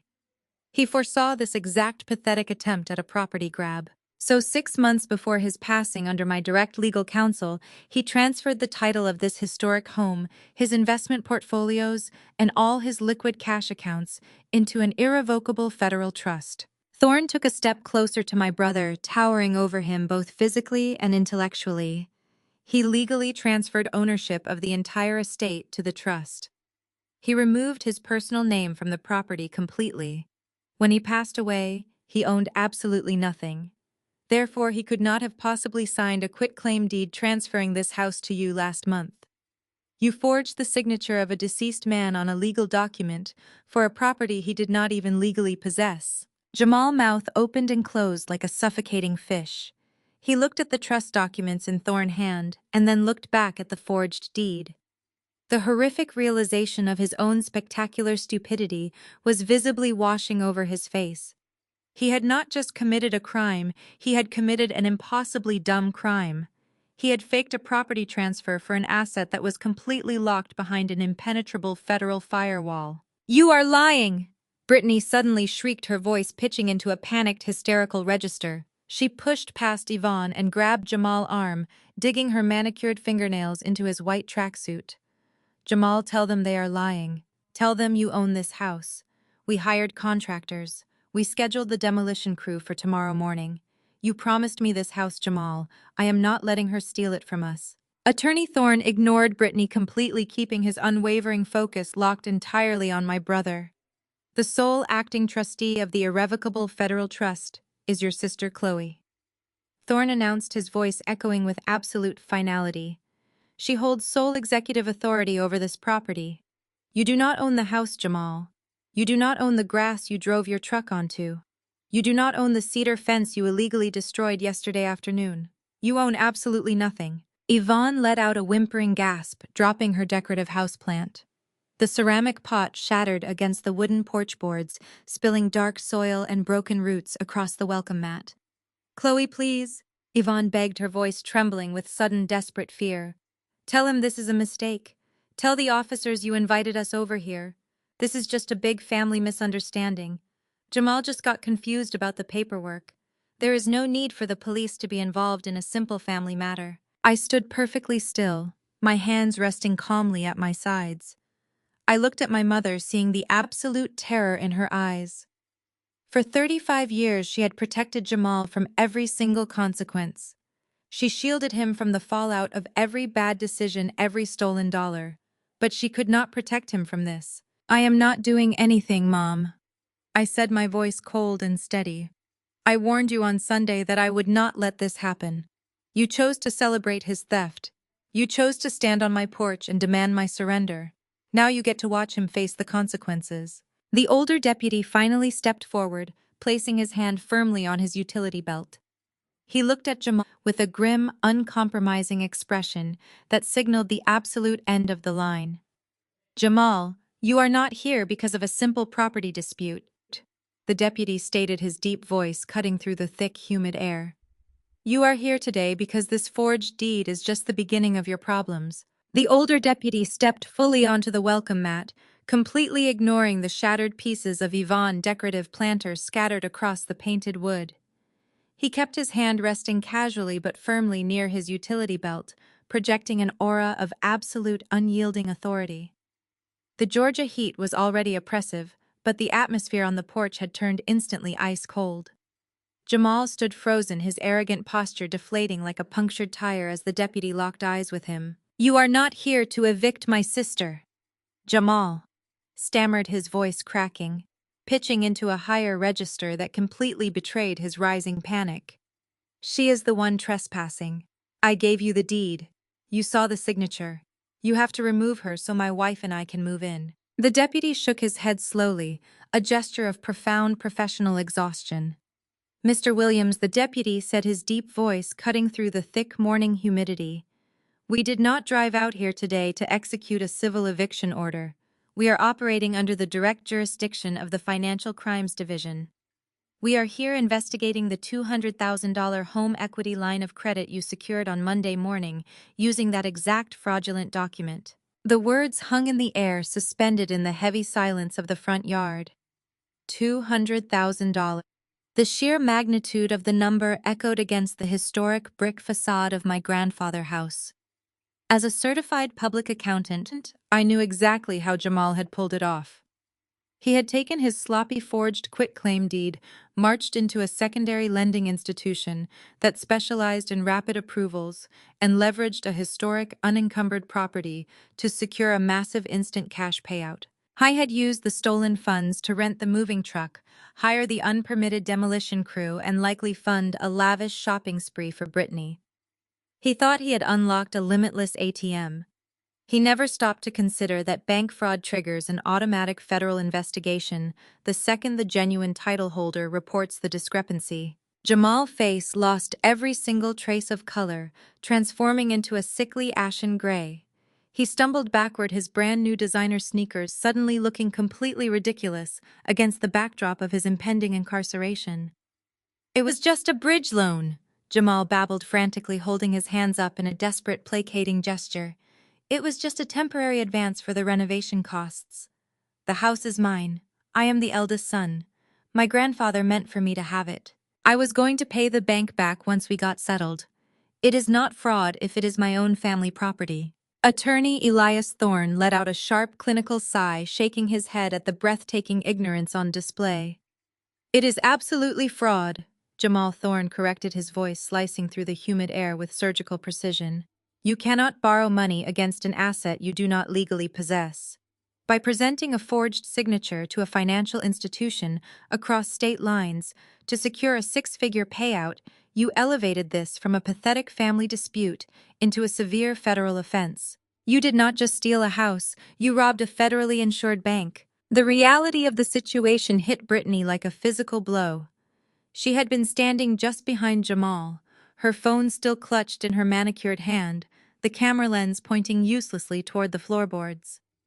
Throughout this entire ordeal, Brittany had operated under the supreme delusion that her whiteness and her proximity to Jamal's unearned confidence made her untouchable. She honestly believed she was going to waltz into a historic black neighborhood, displace the rightful owner, and build her trendy designer oasis without a single consequence. Now the protective bubble of her entitlement shattered completely. Brittany's face drained of all color, turning stark chalk white. Her eyes darted wildly between the two armed deputies, the towering presence of Attorney Thorne and the pathetic, shrinking figure of her husband. She processed the numbers with terrifying speed. There was no house, there were no hardwood floors to rip out, there was no backyard pool. There was only a $200,000 stolen loan and a forged document bearing her husband's signature. $200,000! Brittany whispered, her voice trembling violently. She dropped her expensive smartphone. The device hit the wooden porch boards with a sharp crack, the screen spiderwebbing instantly, but she did not even reach down to pick it up. "Jamal, what did you do?" she shrieked, grabbing the sleeve of his pristine white tracksuit. "You told me the paperwork was clear. You told me your grandfather left everything to you. You told me we were rich, Jamal. Did you steal money from a bank?"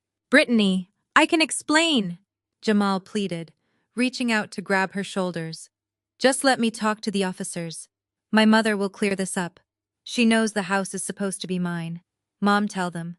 Tell them Granddad wanted me to have the property." My mother, Yvonne, was entirely incapable of helping anyone. The grand matriarch, who had spent the last 35 years aggressively shielding her golden child from every single consequence of his actions, was experiencing a catastrophic system failure. Yvonne had marched up my driveway carrying a houseplant, fully prepared to watch me get dragged out of my own home in tears. She had expected to stand on my porch and gloat. Now she was standing on a federal crime scene watching her perfect son confess to grand larceny in front of sworn law enforcement officers. Yvonne began to hyperventilate. Her chest heaved rapidly, her breath catching in her throat, making a terrible high-pitched wheezing sound. She pressed both hands against her cheeks, her eyes wide with unadulterated terror. "No, no, no, no," Yvonne gasped, stumbling backward until her shoulders hit one of the wooden porch pillars. "This is a mistake. Officers, please, you have to understand. Jamal is a good boy. He is a good man. He just got married. He has a future. He is building a legacy. I did not mean to steal anything. He just needed a little help getting started. Chloe, please do something. Tell them to stop. Tell them he is your brother." I stood perfectly still, my hands resting calmly at my sides, projecting the absolute unshakable composure of a woman who had planned every single second of this confrontation. I looked at my mother, seeing the desperation ravaging her features. For decades, she had demanded that I clean up Jamal's messes. She had expected me to drain my savings, sacrifice my credit score, and shrink my entire existence just to keep him comfortable.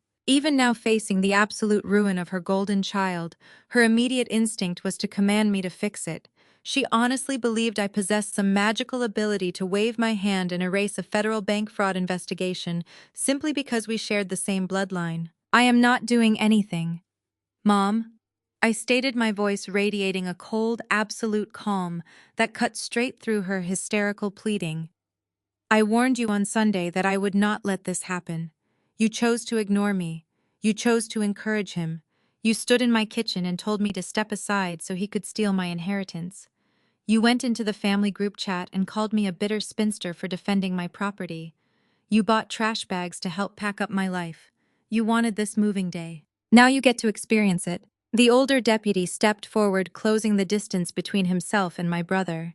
The metallic clink of the handcuffs shifting on his utility belt was the loudest sound in the world. Mr. Williams, the deputy, commanded his tone, stripping away any remaining illusion of negotiation. Place your hands behind your back. You are being placed under arrest for suspicion of forgery, uttering a forged document, and grand larceny. Jamal's entire body went completely rigid. The arrogant swagger, the unearned confidence, the loud, booming laughter he had used to intimidate me his entire life, all of it evaporated into thin air. He looked like a terrified little boy staring at the handcuffs as if they were venomous snakes. He looked back at Yvonne, his eyes begging her to perform one final miraculous rescue. But Yvonne could barely stand upright, her knees buckling, as she slid slowly down the wooden porch pillar to sit on the floorboards, gasping for air between harsh, ragged sobs. Brittany did not hesitate. The moment the deputy instructed Jamal to put his hands behind his back, her self-preservation instincts completely hijacked her brain. She let go of Jamal's tracksuit as if the fabric had suddenly caught fire. She scrambled backward, tripping over the shattered pieces of Yvonne's decorative planter, nearly falling off the edge of the porch in her desperate, frantic need to put physical distance between herself and her criminal husband. "I did not know anything about this," Brittany screamed, pointing a trembling, manicured finger directly at Jamal's face. Her voice echoed down the quiet street, drawing the attention of several neighbors who had stepped out onto their lawns to watch the spectacle. "I thought he inherited the money. I thought it was his house. I did not sign any bank documents. I did not sign the deed. This is all him. He lied to me. I want a lawyer. I am calling my father right now." She was throwing him to the wolves without a single second of hesitation. The perfect marriage, the united front, they had presented in my kitchen just 4 days ago, disintegrated the very second she realized Jamal money was completely imaginary. She was ready to testify against him if it meant keeping herself out of a federal indictment. I watched this magnificent display of absolute destruction with a profound sense of closure. As a certified public accountant, I spent my life balancing ledgers, ensuring that every debit had a corresponding credit. For 35 years, my family ledger had been violently out of balance. I had paid all the debts while Jamal reaped all the rewards. Today, the accounts were finally being settled. Jamal had attempted to leverage the old toxic family dynamics against a modern, heavily fortified legal structure, and he had lost everything. He had brought a sledgehammer to an impenetrable fortress. I stood on my porch, flanked by my attorney, and the sheer unyielding force of the law, looking down at the empty cardboard boxes I had stacked with my own 2 hands. They were no longer a symbol of my fake defeat. They were the perfect monument to his colossal, monumental failure. The trap had not just snapped shut, it had completely obliterated the predators. And the absolute best part of the entire meticulously calculated operation was that the final devastating revelation had not even been delivered yet. I turned my attention toward Elias Thorne, giving him a brief, subtle nod to proceed with the ultimate financial execution. She bent down and snatched her cracked smartphone off the wooden floorboards, her fingers flying across the shattered screen as she dialed her father number. She put the phone on speaker, holding it out in front of her like a shield. "Dad," she shrieked the moment the line connected. "I need your divorce attorney on the phone immediately. Jamal just got arrested for federal bank fraud. He forged a property deed to get a $200,000 loan, and the police are here. I need legal representation right now so they do not try to charge me as an accessory." The sheer ruthlessness of her pivot was breathtaking. Jamal stood there with his hands cuffed behind his back, listening to his wife initiate divorce proceedings in front of two armed deputies, his mother and the sister he had tried to render homeless. His jaw dropped, his eyes wide with a profound, devastating shock. He had spent his entire life being fiercely protected and unconditionally loved by the women around him, and now the woman he had chosen to build his legacy with was abandoning him before he was even placed in the back of the squad car. The sound of Brittany demanding a divorce lawyer snapped my mother out of her paralyzing shock. The maternal instinct to protect her golden child violently overrode her panic. Yvonne scrambled up from the porch floorboards, her vibrant yellow pantsuit stained with dark potting soil. Her face contorted into a mask of pure, unadulterated rage as she lunged toward her daughter-in-law. "You ungrateful, evil little girl!" Yvonne screamed, her voice cracking as she pointed a shaking finger at Brittany. "You are the one who made him do this. You are the one who demanded a historic house in the city. You are the one who wanted the expensive custom drapes and the brand new hardwood floors and the massive swimming pool in the backyard. You pushed my son into this because nothing he ever provided was good enough for your greedy, shallow lifestyle.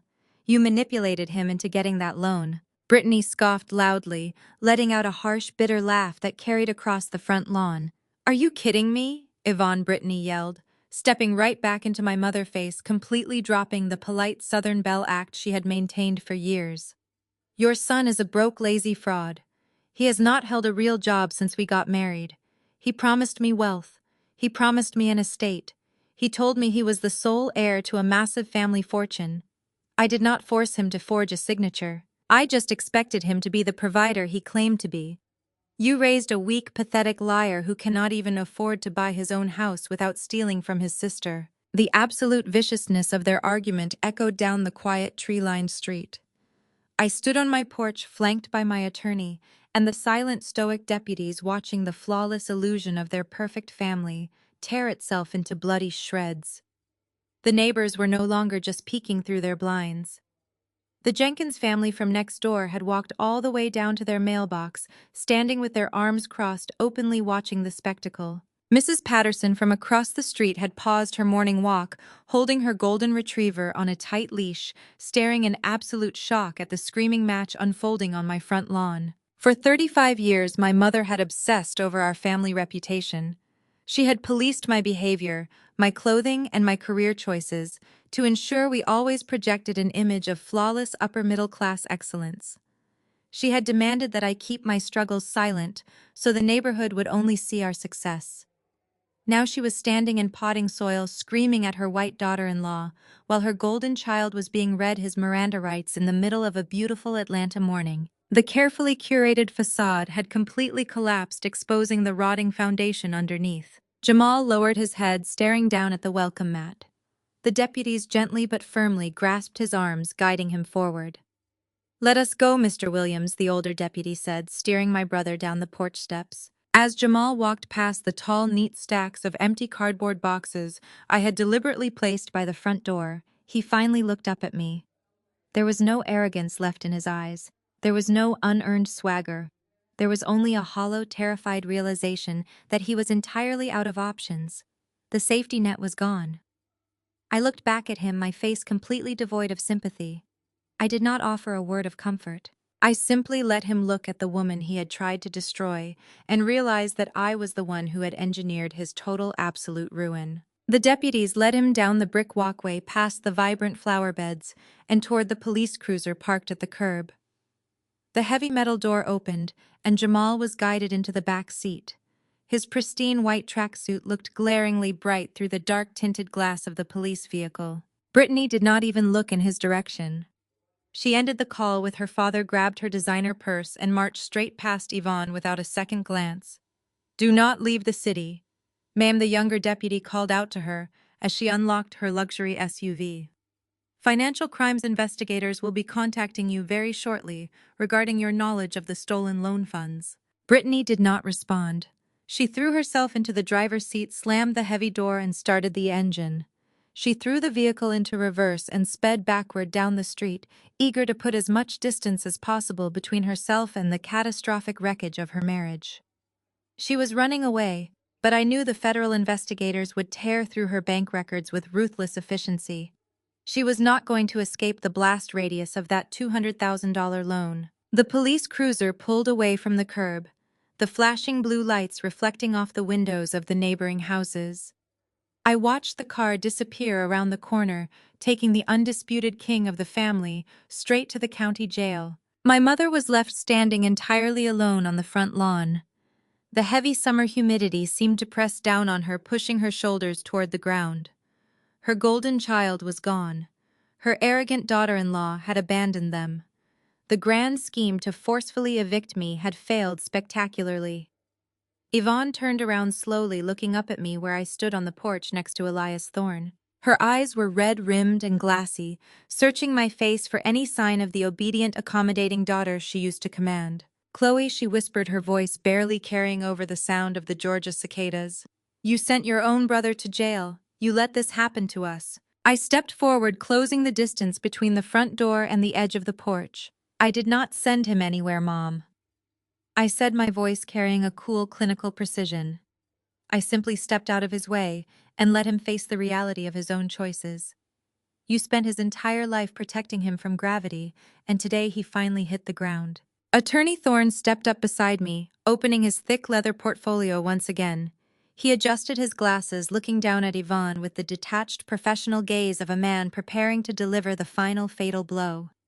He had watched the entire screaming match with quiet observation, and now it was time for him to execute the last phase of our defensive strategy. "We are not quite finished here, Mrs. Williams," Elias Thorne stated, his deep voice ringing with absolute authority. "Your son's arrest is only the criminal consequence of his actions. We need to discuss the severe civil and financial ramifications of the fraudulent loan he secured on Monday morning because, unfortunately for you, Jamal did not secure that $200,000 payout on his own." Yvonne blinked in confusion, her hands trembling as she wiped the tears from her cheeks. "What do you mean?" she asked, her voice shaking. "I did not sign that fake deed. I did not forge anything. I had nothing to do with the bank." Elias Thorne pulled a freshly printed document from his portfolio and held it out toward her. The paper caught the morning light, revealing the official logo of the secondary lending institution Jamal had used. The final piece of the puzzle, the ultimate consequence of my mother, blind, unyielding favoritism, was about to drop like a guillotine. Elias Thorne held the freshly printed banking document perfectly still in the humid morning air. The crisp white paper stood in sharp contrast to the chaotic destruction scattered across my front porch. Yvonne stared at the document as if it were a venomous snake preparing to strike. Her hands were shaking violently, leaving smudges of dark potting soil on her expensive yellow pantsuit. "I do not understand," she stammered, her voice barely a hollow whisper. "I did not sign any forged deed. I did not go to the bank with him. I was at work on Monday morning." Attorney Thorne adjusted his glasses, his expression devoid of any human sympathy. He was a man who dealt in the cold, hard currency of legal consequences. "You are absolutely correct, Mrs. Williams," Thorne stated, his voice smooth and relentless. "You did not sign the forged quitclaim deed. You did not present yourself as the owner of this historic estate. However, your son possesses an abysmal credit score and absolutely no verifiable assets of his own. The secondary lending institution he targeted required a substantial guarantor to underwrite a rapid $200,000 cash disbursement. They required collateral to offset their risk." Yvonne shook her head slowly, her eyes widening in a rising tide of absolute horror. "No," she gasped, gripping the wooden porch pillar for support. "He told me he just needed a character reference. He said the bank just needed to verify his identity because the inheritance paperwork was still processing. He brought me a single piece of paper to sign on Sunday night. He said it was just a formality to help him get started." Thorne let out a low, clinical sigh. "He did not bring you a character reference form, Mrs. Williams. He brought you a binding collateral agreement. He brought you a document that legally pledged your own fully paid-off primary residence as the absolute guarantee for his $200,000 bridge loan.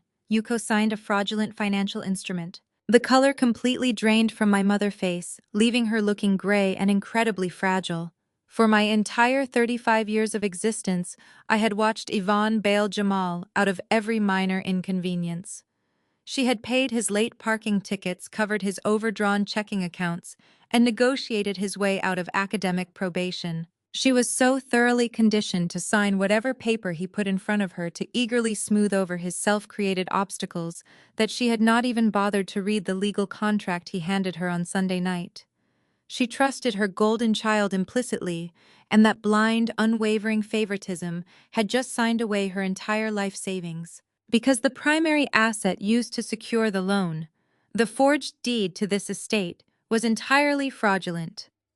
Thorne continued, his voice carrying the weight of a judge delivering a final sentence. The bank has automatically triggered their default recovery protocols. As of 8 o'clock this morning, when we filed the official fraud report with the Financial Crimes Division, the bank initiated immediate foreclosure proceedings against the collateral asset.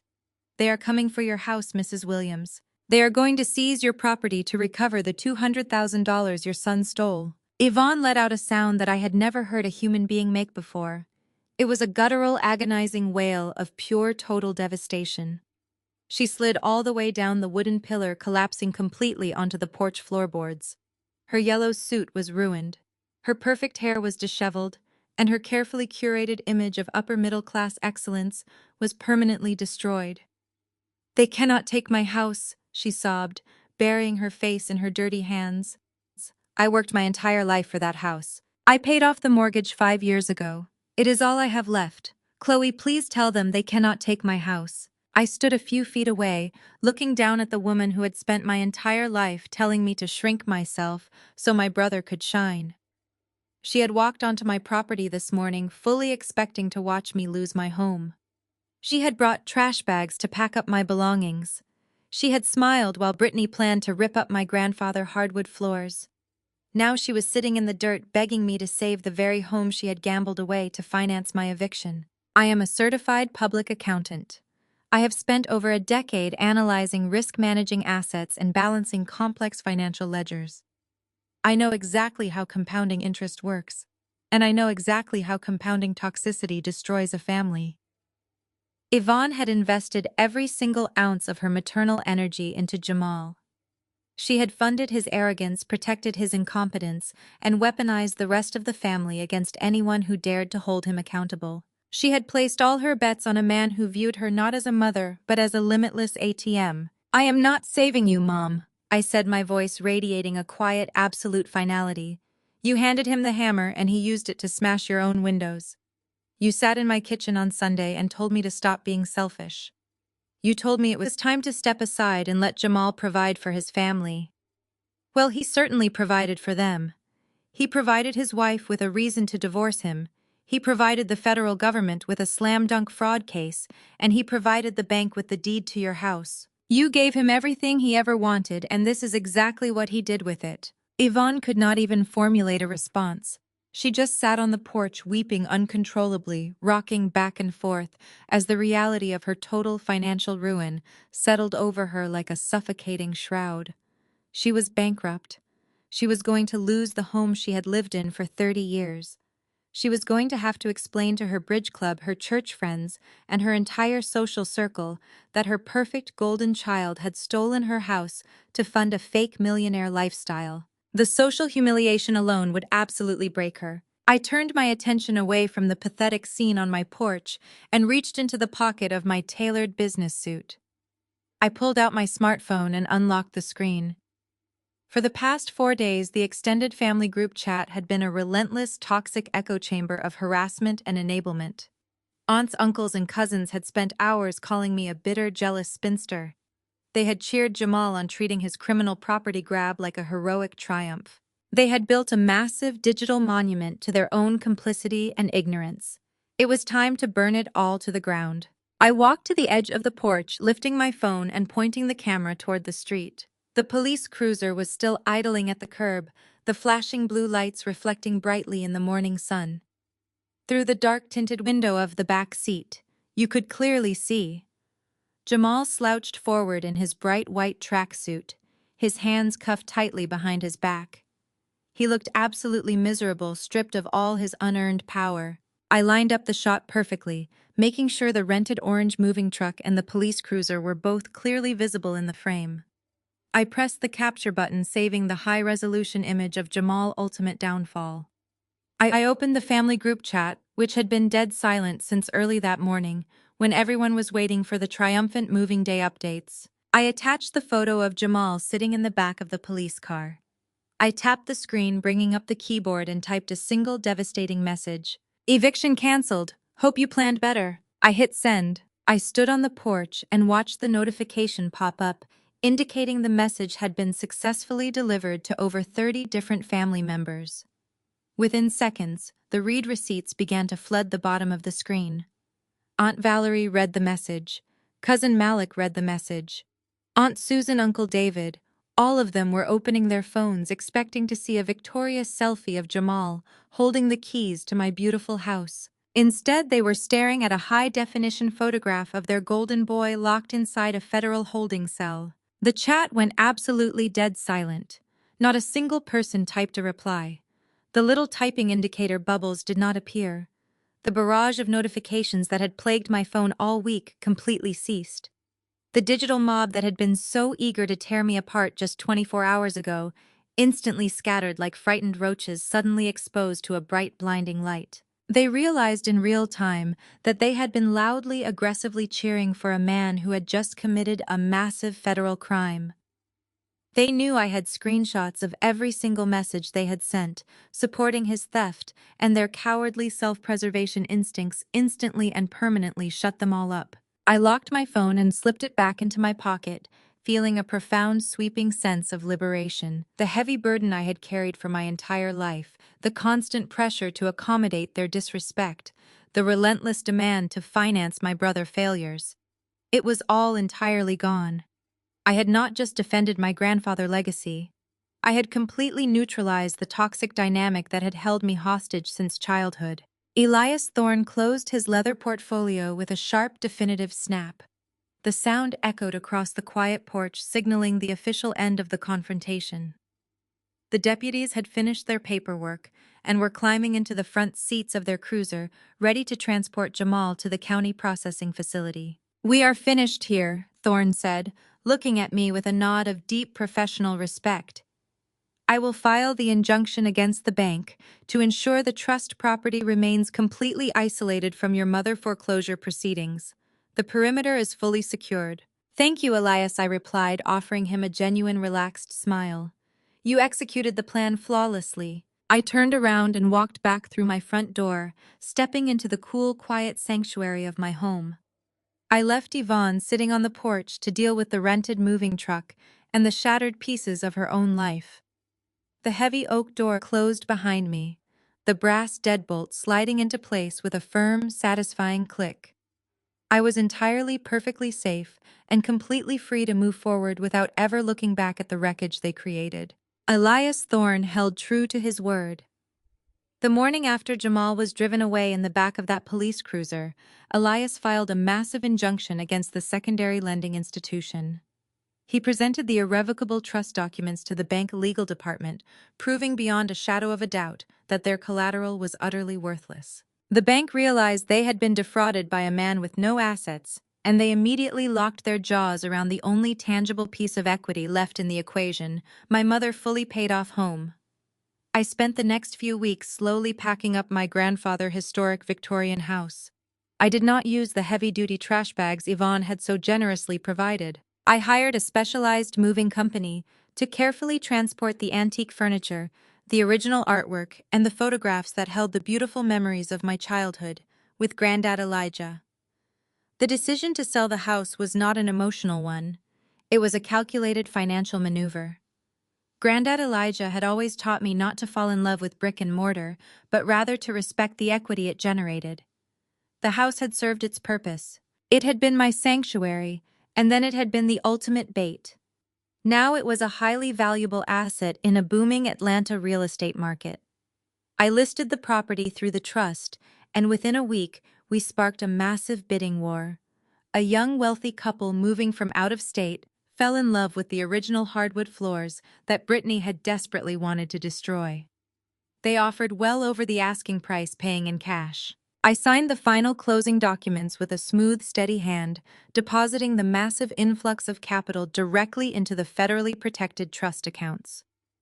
The estate was fully liquidated, heavily diversified, and completely untouchable. As for my brother, the wheels of federal justice ground forward with absolute unforgiving certainty. Jamal thought his golden child status would somehow protect him from the district attorney, but the legal system does not recognize maternal favoritism as a valid defense strategy. He was indicted on multiple felony charges, including wire fraud, grand larceny, and uttering a forged document across state lines. Because he had zero capital to hire a private defense attorney, he was forced to rely on an overworked public defender who immediately advised him to take a plea deal. Jamal is currently serving a 5-year sentence in a federal correctional facility. He spends his days wearing a jumpsuit that is a far cry from the pristine white designer tracksuits he used to parade around in. His wife did not fare much better. Brittany sprinted away from my house that Thursday morning, believing she could outrun the blast radius of her husband's colossal stupidity. She filed for divorce before the sun even set, hoping to sever her legal ties to a convicted felon. But federal investigators do not care about frantic divorce filings when tracking stolen funds. They subpoenaed her financial records and discovered that $30,000 of the fraudulent home equity loan had been instantly transferred into her personal accounts to pay off her massive credit card debt and fund her luxury shopping habits. Brittany was indicted as an accessory after the fact. To avoid joining Jamal in federal prison, her wealthy father had to liquidate a massive portion of his own retirement portfolio to pay back the stolen funds and cover her exorbitant legal penalties. She is now buried in debt, socially disgraced, and living in her parents' basement. The perfect entitled life she tried to build on top of my stolen inheritance completely imploded. The most profound tragedy of this entire ordeal was the absolute financial and social destruction of my mother, Yvonne. The bank showed no mercy regarding the collateral agreement she had blindly signed to support her golden child. The foreclosure process was swift, brutal, and entirely public. 30 years of maintaining a flawless upper-middle-class facade shattered the moment the bank placed a bright yellow auction notice on her front lawn. The neighbors she had spent decades trying to impress watched from their driveways as she was forced to pack her belongings into a discount moving van. She lost the home she had paid off her entire life savings and her pristine social standing, all in one devastating swoop. Yvonne currently rents a tiny cramped one-bedroom apartment on the outskirts of the city. She works long shifts at a retail job to make ends meet, a stark contrast to the comfortable retirement she had previously enjoyed. In the first few months after the arrest, she tried relentlessly to contact me. She left dozens of desperate voicemails, alternating between begging for financial assistance and blaming me for tearing the family apart. She claimed I had an obligation to rescue her because she was my mother. I listened to exactly one of those voicemails before I blocked her number permanently. I instructed Elias Thorne to send her a formal cease and desist letter, legally barring her from attempting to contact me or approaching my place of business. I had spent 35 years bleeding myself dry to keep her and Jamal comfortable. The bank account of my empathy was permanently closed. I owed her absolutely nothing, and I refused to let her drag me back into the dark, suffocating dynamic I had just escaped. 6 months have passed since that explosive Thursday morning on my front porch. I used the capital generated from the sale of Grandad Elijah House to launch my own independent certified public accounting firm. I leased a sunlit office on the 20th floor of a glass building in downtown Atlanta. I did not just open a standard accounting practice. I built a firm with a very specific, deeply personal mission. I dedicated my business to helping women of color navigate complex financial landscapes, protect their assets, and build generational wealth.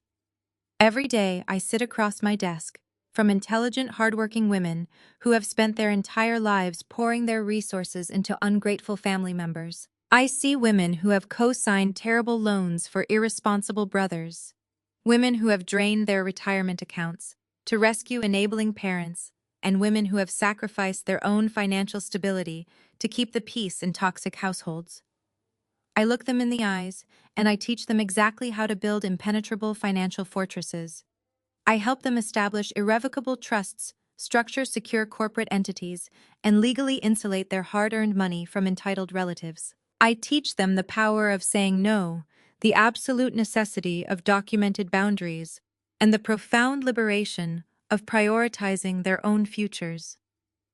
My firm has grown exponentially fueled by a community of women who are finally learning how to stop being the designated mules of their families and start becoming the undisputed architects of their own empires. Grandad Elijah Legacy is no longer a single historic house. It has transformed into a living, breathing financial movement that is empowering an entire generation of women to take their power back. I am standing by the windows of my corner office, looking out over the sprawling skyline of Atlanta. The late afternoon sun reflects off the surrounding skyscrapers, casting a brilliant golden glow over the busy city streets below. My phone sits quietly on my massive glass desk. There are no frantic group chat notifications.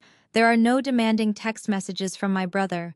There are no manipulative voicemails from my mother. There is only the calm, steady rhythm of a successful business and a profoundly peaceful life. I reach out and touch the heavy silver picture frame resting on the corner of my desk. Inside the glass, Grandad Elijah sits in his favorite leather armchair, projecting that fierce, unyielding intelligence I always admired. He knew exactly what he was doing when he locked his estate inside that trust. He did not just leave me a substantial sum of money. He handed me the exact tools I needed to expose the rotting foundation of my family and force the poison out into the light. He gave me the perfect mechanism to end the cycle of abuse permanently. The golden child who spent his entire life taking credit for my sacrifices is sitting in a federal cell, facing the absolute reality of his own breathtaking incompetence. The mother who enabled his destructive entitlement is living with the devastating financial consequences of her blind favoritism. They tried to break me to steal my sanctuary and to discard me like trash. Instead, they handed me the keys to my own liberation. I take a slow, deep breath of the cool, air-conditioned air, letting a genuine, satisfied smile spread across my face. I realize now that I did not just inherit wealth. I inherited my absolute freedom. I leave the golden child with exactly what he earned, and I walk forward into my brilliant, untouchable future with the entire empire resting safely in my hands.